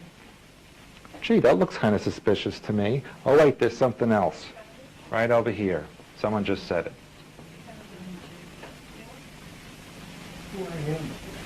Why him? Well, let's look at one of the Illuminati members who's trying to work her way up the ladder, who's very high up the ladder, and you know her as Hillary Clinton. Okay? Now, Hillary Clinton never lived in New York State a day of her life, but she decided that it was in her best interest to become a state senator, so she moved to Westchester, New York, and the next day started to run for senator. But she had some competition. She had JFK Jr., who, if he ran for God, people would vote for him in New York. She also had Mayor Giuliani, who, by the way, the local people lovingly referred to as Giulianazi, because he's very strict and tough with a lot of things. Now, what is she going to do? Okay, people love Junior, and Giuliani's really tough, and New York is now, you know, crime-free practically and cleaned up. What's she going to do? She just got there. So, what she do what any self-respecting Illuminati person would do, and then to kill your opponents. Okay, so she had JFK plane rigged with a bomb, and that worked very well. He took off from an airport here in central New Jersey. His flight plan, here's Martha's Vineyard, here's Connecticut, Rhode Island, there's New York City. This is there's water over here, here's Connecticut. His flight plan took him right across the coast, right here, and then he was going to go right across here to Martha's Vineyard. That's the standard flight plan from where he was. But something happened over here, just around the part where TWA crashed. It spooked him, and he cut across the island and then went east and went down over there. He was only 10 miles from the airport. Okay. Now, it took them, this is JFK, LaGuardia, Newark, Islip, Boston. This whole area is like radar central for the Earth. Okay. It took them 8 days to find a plane that was constantly monitored by radar. It took them 8 days to find a plane that was in this little area of the ocean, surrounded by islands and land that was not very deep water at all. The Kennedys never said a word about it. In fact, Caroline Kennedy, who lives on Long Island, didn't even go up there. She's the last one left. I would advise her not to leave her home.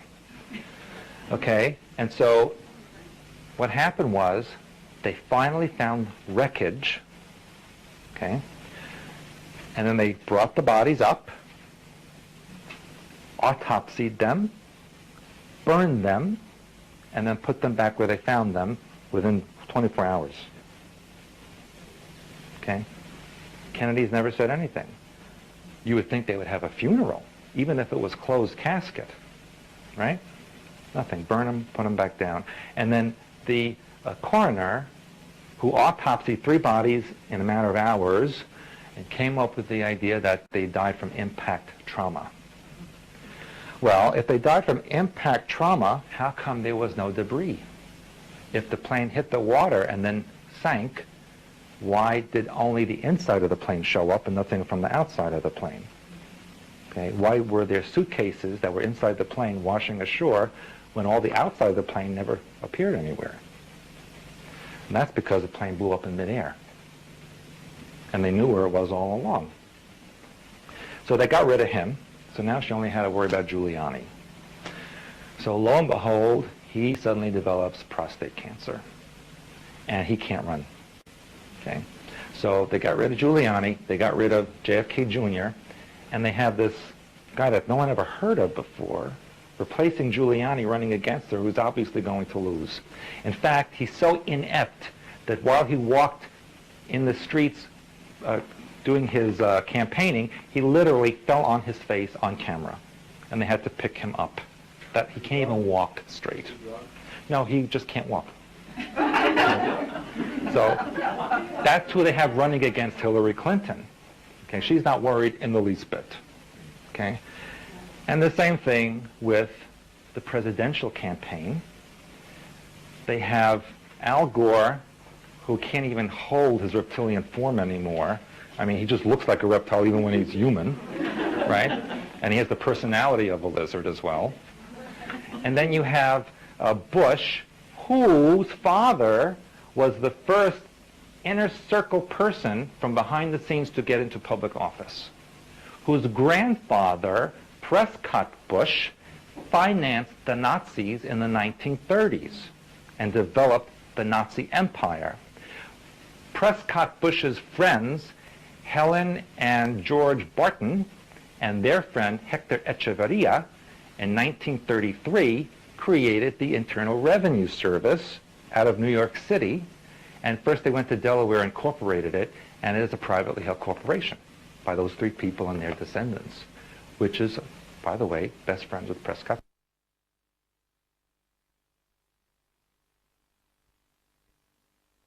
Which is also a privately held corporation. So your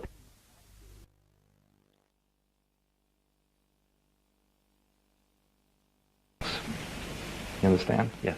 Do you have the list of who the owners of the Federal Reserve are? I have them, but not with me, because it's a very long list, and they're individually owned in various parts of the country. Okay? Now, here's another thing. The post office is owned by the Bank of England, which in turn is owned by the Windsor family. Now, in the year 1213, the British royal family signed a mandate saying that anything from that point onward ever owned by the royal family of Britain or England is to be transferred to the Vatican. The Vatican will be the name on record as being the owner, but the royal family will be the executor of the assets. And it gets better, because this country, back in the 1600s, was called the Virginia Tobacco Company, owned by the British royal family, which then transferred ownership to the Vatican. So you don't live in a country, you are employees of a corporation. And that is why, if you are subject to the board of directors, and if one of those board of directors owns another corporation and asks you to pay money to that corporation and you sign a contract doing that, then you're indebted to that corporation. And that's what the IRS is. So as soon as you send in a tax return and you sign it, there is a statement there that says you now owe it from that point onward. You've just written a contract and signed it. Okay? You are not citizens of any country. You are citizens or employees of a corporation, which to this day is in existence. That's why the board of directors believes they can do whatever they want to you, because they own you. And unbeknownst to you in the 60s and 70s, actually from President Carter onward, executive orders have been signed stating that the Constitution and all the rights of all U.S. citizens are to be abolished upon executive order. As soon as they put that in effect, you no longer have any rights. And they signed it over to the United Nations. You can look at the documents. They're on file on the internet. Not even keeping it a secret from you. All they have to do is declare a national emergency. But hold on a second. They did that in World War II to collect taxes for the war effort. That was never rescinded. So theoretically, this country is still under a state of national emergency, and they can do whatever they want. If they come to your house and say, Janet, there's a state of emergency, we're taking your house, nothing you can do about it. You have no rights. None. And so then if you have the bright idea of, let's defend ourselves, we have the right to bear arms, well, that's an easy problem to solve, because all you have to do then is create a situation where children are getting killed in schools, and then everyone wants you to take your arms away, the weapons. And New York City and Los Angeles are paying $50 for every weapon turned in, no questions asked. License or unlicensed. Go take it. $50. Okay? Unarm the nation. Can't defend yourself. And it gets even better than that. Remember I told you that the reptilians, the original ones, went underground. Those original ones in the true 100% form are still there. But now they're coming to the surface. If you remember, back a couple of years ago, I think it was 96, the Hale-Bopp comet, and there was a big rumor that said it was actually some big, large object trailing behind it.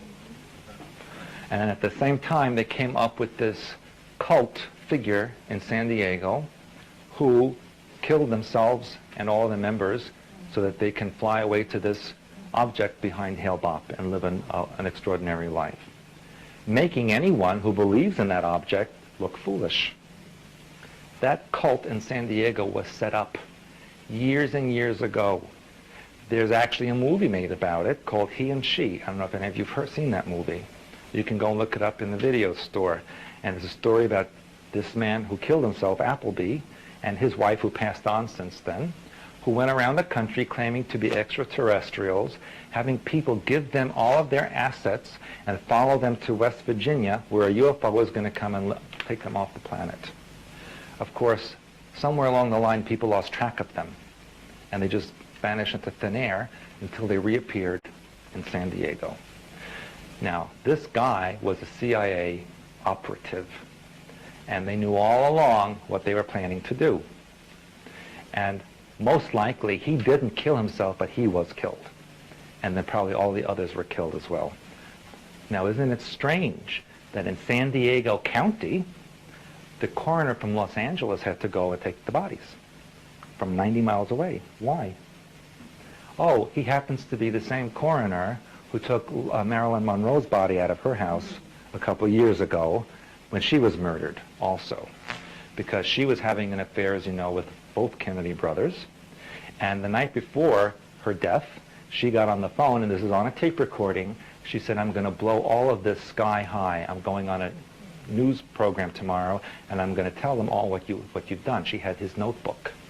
And in the notebook was information about the reptilians and what they really were. And she was going to go on a news broadcast and tell them all what happened. And so, in the middle of the night, an ambulance came to her house, drugged her, took her for a drive, brought her body back, and put it in the bedroom for the maid to find. This was witnessed by a neighbor. She was murdered. Now, here's the interesting juxtaposition of all of this. What song was written about her? Okay. Elton John wrote that. What did he use that song for later on? Another murder. Okay? Only she was murdered at a place called, in French, the Bridge of the Soul, Pont de l'Alma, which in ancient times was a sacrificial location to the goddess Diana. Is that a coincidence? Why was she killed? First of all, she was chosen from birth to be a sacrificial queen. In the lines of Semiramis, she was the symbolic Semiramis for the reptilian religion. Her only purpose in life was to create an heir for the throne because she had more human genetics that could be blended then with the reptilian genetics of the Windsor family to get a 50-50 split because their ratio was deteriorating. She, before she married Prince Charles, was taken to a ceremony where she witnessed them shape-shifting.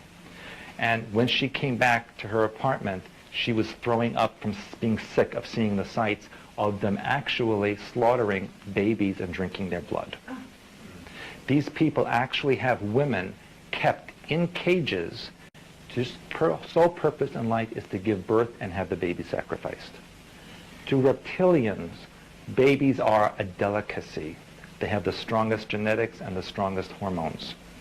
And especially small children who are brought to the point of severe fear and are murdered at that point, that is the highest energetic output that they can possibly capture. And that's what they do.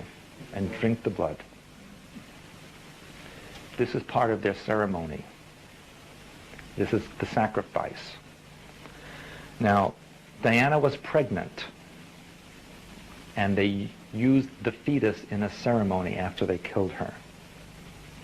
The car she was riding in was not her regular car. It was a car that had been rebuilt and sent from Germany to get her in Paris.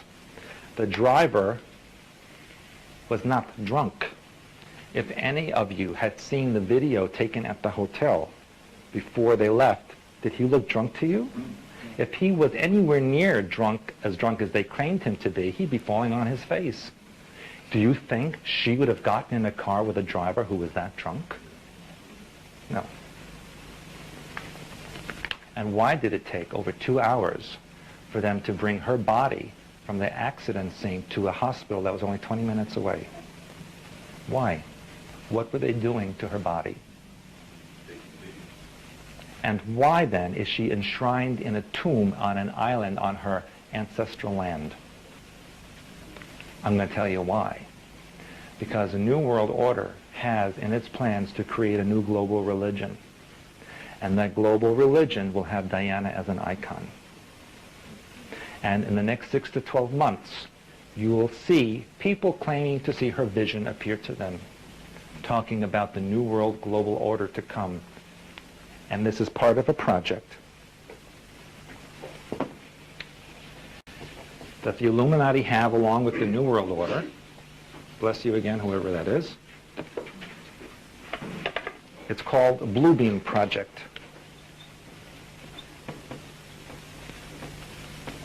Blue Beam Project is designed to holographically project the image of religious figures to various parts of the world, like they're doing in Medjugorje, like they did in Fatima. That's for the secrets they're not releasing, but the Vatican has stored up. Okay. And it's in operation right now. They've been testing it. For example, on a window of a bank in Tampa, Florida, after a rainstorm, the face of Jesus appeared. And every morning to this very day, groups of people come and pray at a bank window. Oh. Now, what statement is that making? Okay? And so, someone mentioned or asked me before about the Shroud of Turin. I'm going to talk about the Shroud of Turin also. Whether you realize it or not, cloning has been around for quite a number of years. In fact, The Germans, in this century, perfected it in 1927 and have been manufacturing little Aryan soldiers since that time. The United States perfected it at MIT in 1967 when they manufactured the first cloned human being. Only in the last few years have they let you know that cloning is successful by showing you sheep and a dog and this animal and that animal. Because if you'll accept that, now in the newspaper they're talking about cloning babies. And then they're starting to talk about removing birth defects and genetic anomalies. So does that mean in the future, if you have a family history of a certain type of birth defect or anomaly, are you not allowed to have children? Will they regulate who has children and not, like they do in China? That's happening right now. And so the Blue Beam Project has as its final coup a cloned Jesus, taken from the blood samples from the Shroud of Turin, which is not a fake or a hoax, but a real object. Now, for years it was on display in Turin. And then scientists came in and they carbon dated it and they said, no, it's a fake from the Middle Ages. Now, as far as I know, no one in the Middle Ages was able to create a negative image, like a photographic negative image, as far as I know. And so people started not going to the Shroud of Turin until someone came up with the idea of, hey, wait a minute, they couldn't have done that in the Middle Ages. Let's look at that again. Well, suddenly there's a fire in the church, and the church burns to the ground, and the shroud disappears. And nobody knows where it is. Until about 4 months ago, when Israeli scientists said, we have a piece of the shroud, and we tested it, and we found pollen that could have only come from the Middle East 2,000 years ago. So it's not a fake. That's Israeli scientists who have no interest, supposedly, in Christianity. And so now they have proof, genetically, that this is a 2,000-year-old item from the Middle East with blood samples on it. I'm going to tell you that years ago in Montauk, when I was working at Montauk, we already knew that they had cloned a body from the blood samples on the Shroud of Turin, and that this cloned body will be presented as a new Jesus coming as the second coming. And what will people say? The year 2001, 2002, prove he's Jesus. Let's take a DNA sample. Isn't that the buzz thing now? But everything's a DNA sample. So when they take his DNA sample, it will match with Shroud of Turin. It's him. Only this one will be a programmed clone that will say that the New World Order is his new holy empire. He will be the new Nimrod, who will be Semiramis. Diana. That's the New World Order religions for the future that you will all be forced to believe in. In addition, there are 5 concentration camps built now in the US and Canada, each one able to hold 5 million people. There are also 270,000 railroad cars being built in Oregon to hold dissidents and carry them to these concentration camps. Each car able to hold 40 dissidents chained to the wall. The government, U.S. Accounting Office, also requisitioned last year 200 million body bags. I don't know what for, do you? Yeah, but it's a pretty odd number to ask for. That's 2/3 the population of the United States. In addition, they have plans to invade this country. That's what some of the fires are about in the West. The reptilians are coming to the surface, the original ones, because the object behind Hale-Bopp is behind the dark side of the moon, and it is causing weather anomalies on the Earth and gravitational pull. That's why the volcanoes are going off. That's why there's earthquakes occurring in the Pacific Rim and elsewhere. And that's why many physicians who I work with are reporting to me that many women are having 2 menstrual cycles per month. This is becoming more and more common. And you're going to see that happening as this object gets closer and closer and closer. It is filled with pure 100% reptilians from the Draconis star system who are planning their invasion. And this is scaring the hybrids left behind on the Earth who did not accomplish what they were supposed to accomplish hundreds of thousands of years ago. And now mommy and daddy are back, and they're not happy with the way the children left their home. So they're very scared. And so now there is, in effect, a plan by pro-human groups to eliminate the genetics of the reptilians as they come to the surface. And they're doing this with the contrails. They're spraying a mixture, which Doc was kind enough to give me a map of where they're concentrating the spraying. The dark spots are where the sprays are concentrated, designed to lock up reptilian DNA and activate human DNA.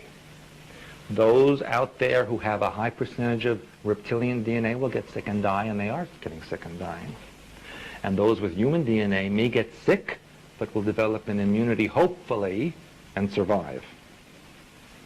Now, up until last year, this was only being sprayed in English-speaking countries.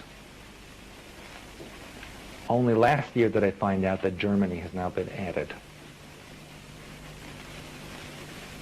So even the pro-human groups are racist. Don't think for 1 second that if the pro-human groups win, that things will be wonderful. It will just be a different tyrant. Instead of being a reptilian, it will be a human tyrant.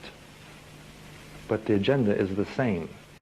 So who's behind this brand? This is behind pro-human factors within the New World Order. I'll pass this around. Give it. It belongs to Doc, though. So give that back to him.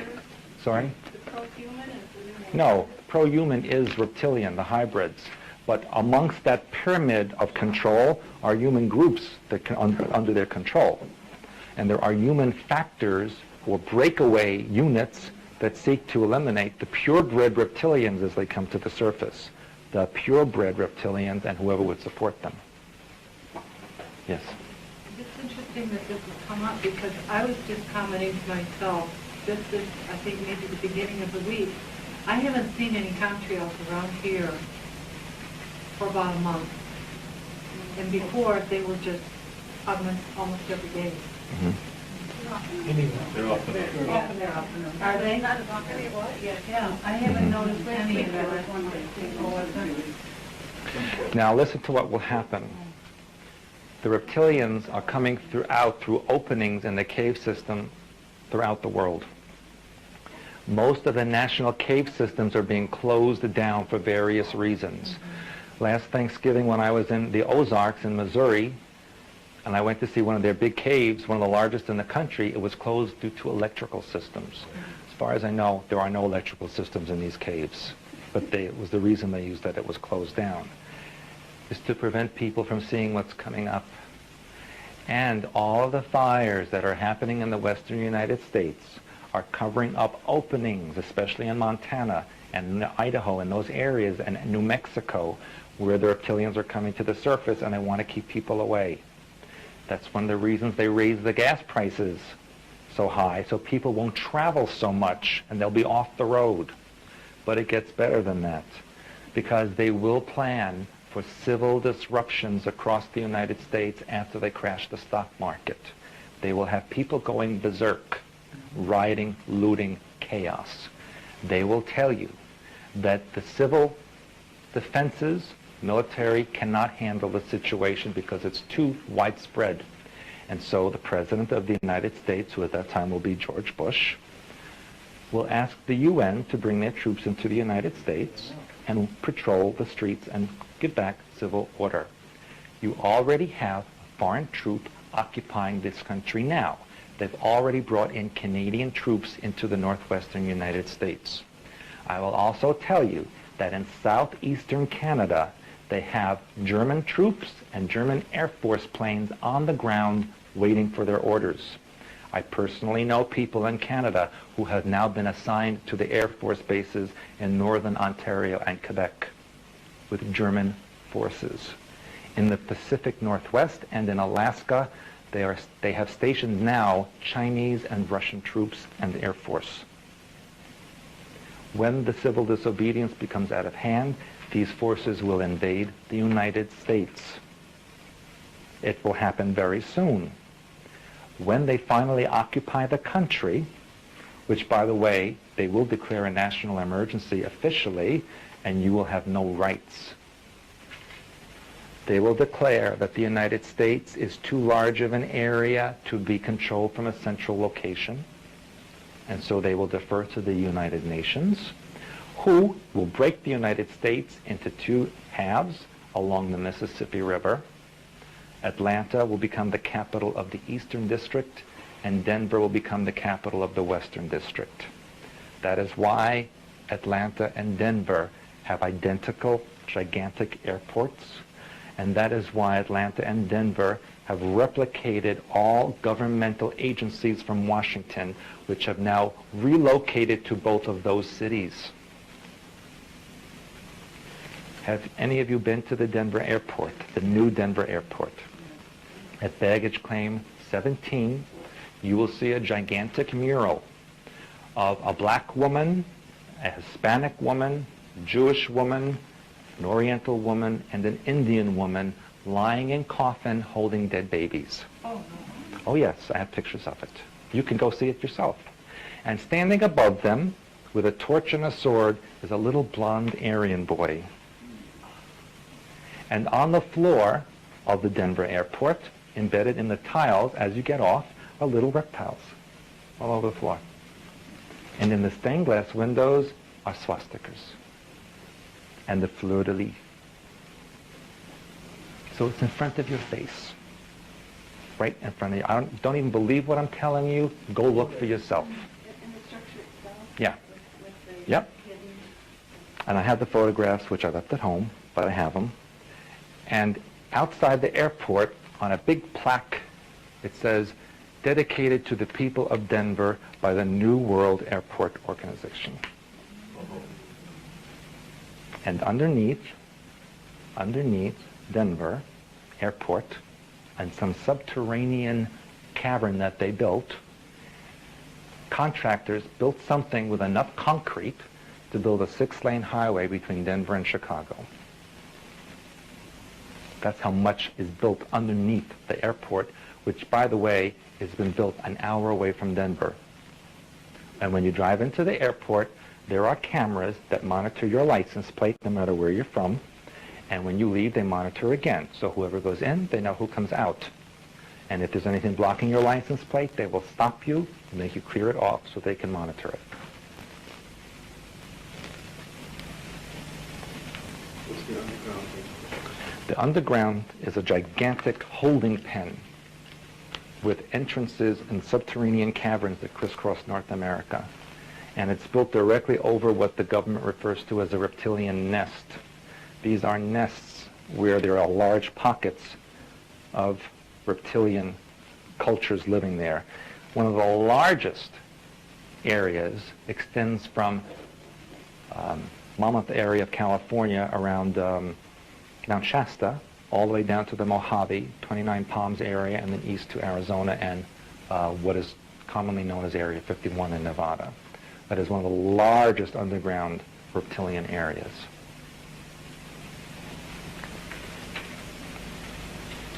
So this room's pretty quiet. Yeah. But like I said, you're going to see, and you're seeing it now in the news, and from now on, all of these things happening. And how do you want proof that George Bush is going to win the election? All you have to do is look at who Al Gore picked for a running mate. Nobody's going to vote for him. Nobody. At least not in the Midwest or the South or the Northwest. He guaranteed his loss, but that's what they were supposed to do. But even if you did go and vote, if everybody in the country secretly joined forces and voted for him, he'd still lose because it's all electronic voting and it means nothing. You might as well press the lever on your toilet bowl to vote because it probably would have more value than going to an election booth. Yes, you have a question. No, I have heard that boarding machines, you know, are set up and you vote for both days letter. You get your vote. Well, it's whoever they want to win. Months or weeks, years before any election, they know who's going to win. It's already rigged. Yes. And the other thing I heard is the time span for this to come about before the United Nations people being Yeah, there definitely will be before 2003. And the way it looks now, I heard some information that said the stock market crash may be before the end of the summer, or any time between there and spring, but maybe before the end of the summer. And then you'll start to see the civil disturbances begin, which isn't that far away. Okay. But certainly, this country, as you know it, will no longer exist. But what you should also know is that it never really existed in the first place. It was never a country. It was a corporation. And just like Switzerland, it was never a country. Switzerland is a Vatican-created artificial device for financial holdings. That's why they have no army. That's why they're the only ones allowed to defend the Vatican.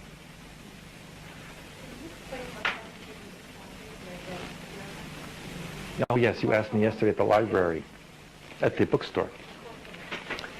Yugoslavia and the breakup of that country, which by the way, Yugoslavia is an artificially created country. There was no such thing as Yugoslavia before World War I. Okay? It was a punishment of Serbia for killing Emperor Franz Josef of the Austro-Hungarian Empire. And as you know, that area of Serbia, Croatia, Macedonia, all those little tiny countries were the only place in Europe that had Muslim population, other than the main part of Turkey. But as far as the main part of Europe, there was all Christian except for that little part of Yugoslavia. That is unacceptable to the Illuminati. Their goal is to eliminate Muslim fundamentalists from the face of the earth. And that's what they're in the process of doing right now. That's why the so-called peace talks failed between the Israelis and the Palestinians, which, by the way, Israel is also an artificially created country, okay? Which, if you know the true history of Judaism and the Hebrew people, they were a conglomeration of tribes from the Middle Eastern areas that had no genetic unification at all. And that the original religion was the result of the Hittite people and other groups who did sacrificial ritual slayings that are even mentioned in the Bible. The mere fact that God called upon Abraham to kill his own son, that's a ritualistic slaying. And he was going to do it because it was commonly accepted. That is why on the Israeli soldiers' uniforms, on the patch is a snake. Any of you who watched Rabin's funeral saw that the family was guarded by a special unit with black patches and a snake going up their arm. Because they're the only group that won't go along with the program. And the irony of the whole thing is that they were created by the Illuminati in the first place. They kind of went insane. Just like the United States. The United States was a creation of the Illuminati in the first place that got too big for its britches, and now they have to take it down a peg or two. They have to make the United States into a typical third world country like everybody else. And that's what they're going to do. And so they're creating a situation in the Middle East with the Chinese on one side and the Israelis on the other side, destroying everything in the middle. And just 6 months ago, the Israelis signed an arms deal with the Chinese, giving them nuclear capabilities in missiles that can travel over 3,000 miles. And what's not known in general to the United Nations or to the United States, who's only in the newspaper once, most people don't know that Western China is not Oriental. The indigenous population of Xinjiang province in the west is Persian, and they're Muslim. And they're rebelling against the Chinese and blowing up their buses and their stores, and any Chinese national that lives in this area is under attack. So the Chinese are moving troops into western China to put down the rebellion. This is upsetting the people in Kazakhstan and Tajikistan and Kyrgyzstan and all the little stands that used to be part of the Soviet Republic that also happen to have all the nuclear missiles that are left over. And they're giving arms and weapons to the Persians who live in western China. So that's going to blow up any day now. Okay? And so when that happens, what do you think will happen? Then the Pakistanis will get involved in helping the Muslims, and then the Iranians and the Afghanistanis and the Iraqis will all just be one big soup boiling up. And then they'll say, let's go after Israel too. And then the Israelis will attack them. And then you'll have the Chinese and the Israelis using the same weapons sweeping right across to the middle. And that's what will happen. This will create a global situation, World War III, where everyone will say, all the countries, we have to unite to eliminate this threat. Let's have one world government. Oh, it already exists. Here it is. It's in the United Nations, who is controlled by the 13 families. And that's what's happening right now. Iran just attacked Iraq a few weeks ago. Pakistan and India are fighting. Afghanistan has disappeared practically. Okay? Look and see what's happening. But most Americans have blinders on. They care about if their car payment will be made, if they can buy the house and get that mortgage, if they'll get a promotion in their job, if the gas prices will go down. That's what they don't care about what's going on in the Middle East. They don't care about what Queen Elizabeth does at her ceremonies. They don't care. They won't care about their pockets and their credit, which, by the way, you're going to have soon no cash society. That's being tested out in Finland now. When you go to Finland, you give them all your money, and they give you a card that says what the value is that you could spend in Finland. It's a cashless society, and that's what will be promulgated everywhere else. They will create a global situation that will require as a solution a united government of the world in order to solve the problem. How does this global warming... Oh, that's a very good... Yeah, that's a very good point. In 1994, you all remember the String of Pearls comet that struck Jupiter. That was a comet that supposedly broke into 22 pieces and did right-angled turns, turning around Jupiter and striking it in strategic places like comets always do. Okay? Now, I was working at that time at a naval base in Philadelphia, and I was asked at that time to translate from the language of hyperspace archetypes that were being transmitted to the Earth. I think I put that in my Alien Connection book, which I don't know if any of you have read.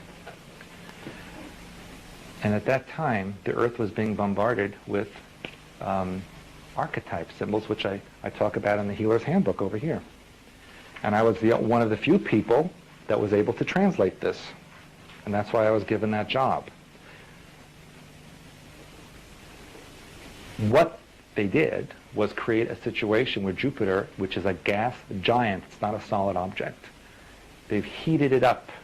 Whatever was in that comet, or those pieces of mechanisms that they sent in there, are creating Jupiter into being a second sun. And that is heating up the solar system. It is also melting the frozen moons around Jupiter, Saturn, and Neptune to make them inhabitable. And in the last year or two, you've seen articles in the newspaper saying that the moons of those planets are like frozen Earths with oceans and maybe life in them. And if they were defrosted, they could be inhabited. It was in the newspaper. Well, that's what they're doing. And the Earth will become part of a binary star system heat it up, and life on Earth will be conducive to reptilian life form. And human beings that are left will be sent to colonize these unfrozen worlds as slave labor. No. And so people say to me, you didn't leave us much hope. Might as well kill myself now. But that's not the answer. The answer is, you are the hope. If you are able to control your own mind pattern and take control of your own victim mentality, then those who control this planet will not have control over you. And if you then teach that to other people, and they teach it to other people, and there's a chain like that, it can reach a critical mass that will spill over to the rest of the population, that will then stop and prevent the occupation and the tyranny from occurring. But if we leave the victim mentality in place, then you will have an oppressor all the time, of one form or another. And that's the answer. There's always hope, but it has to come from you. Contrary to New Age beliefs, there are no benevolent aliens coming to save you.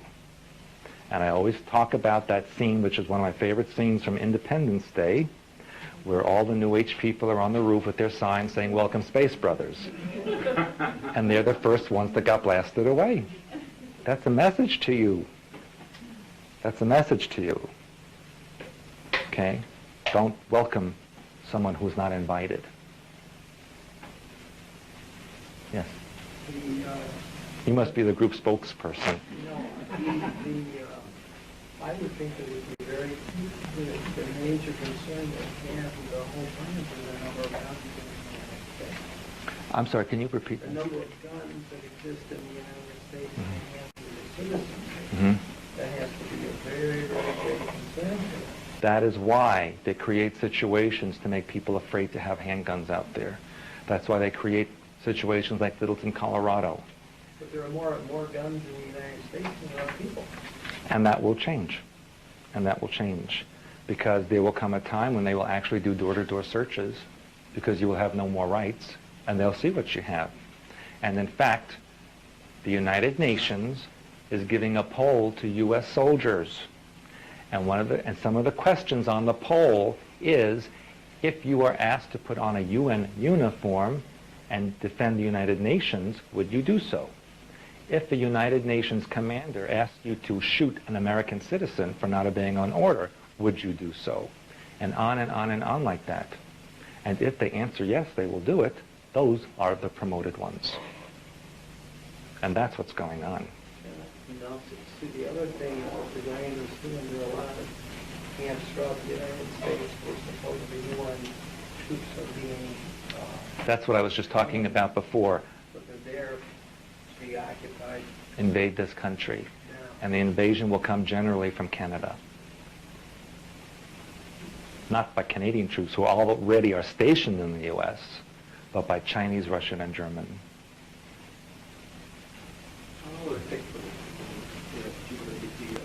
It's already in process. In fact, those of you who are knowledgeable of planetary geology and also astronomy, note that since '94, the big red spot in Jupiter is getting smaller and smaller and smaller. Because as it heats up, that storm dissipates, and you're going to see Jupiter starting to glow like a golden yellow color. It probably will take until the year 2010 to be completed. Yes? They're already putting on entrance to the national parks that they have international biosphere, and now they're putting symbols of the UN. Yeah.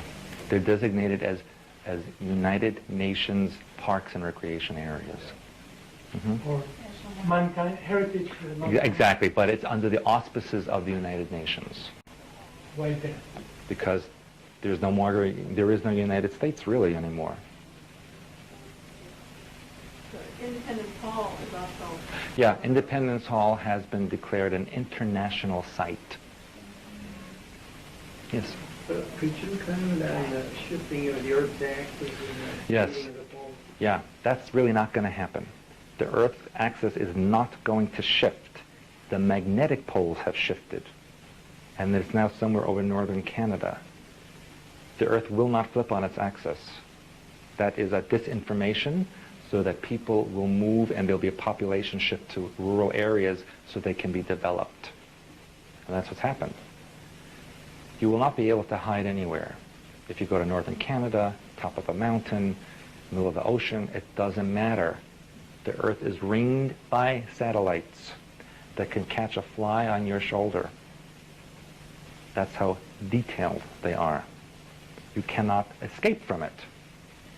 And neither can you fight against it. But you can change it. Thank you very much for coming here tonight. It'll be right here in this room.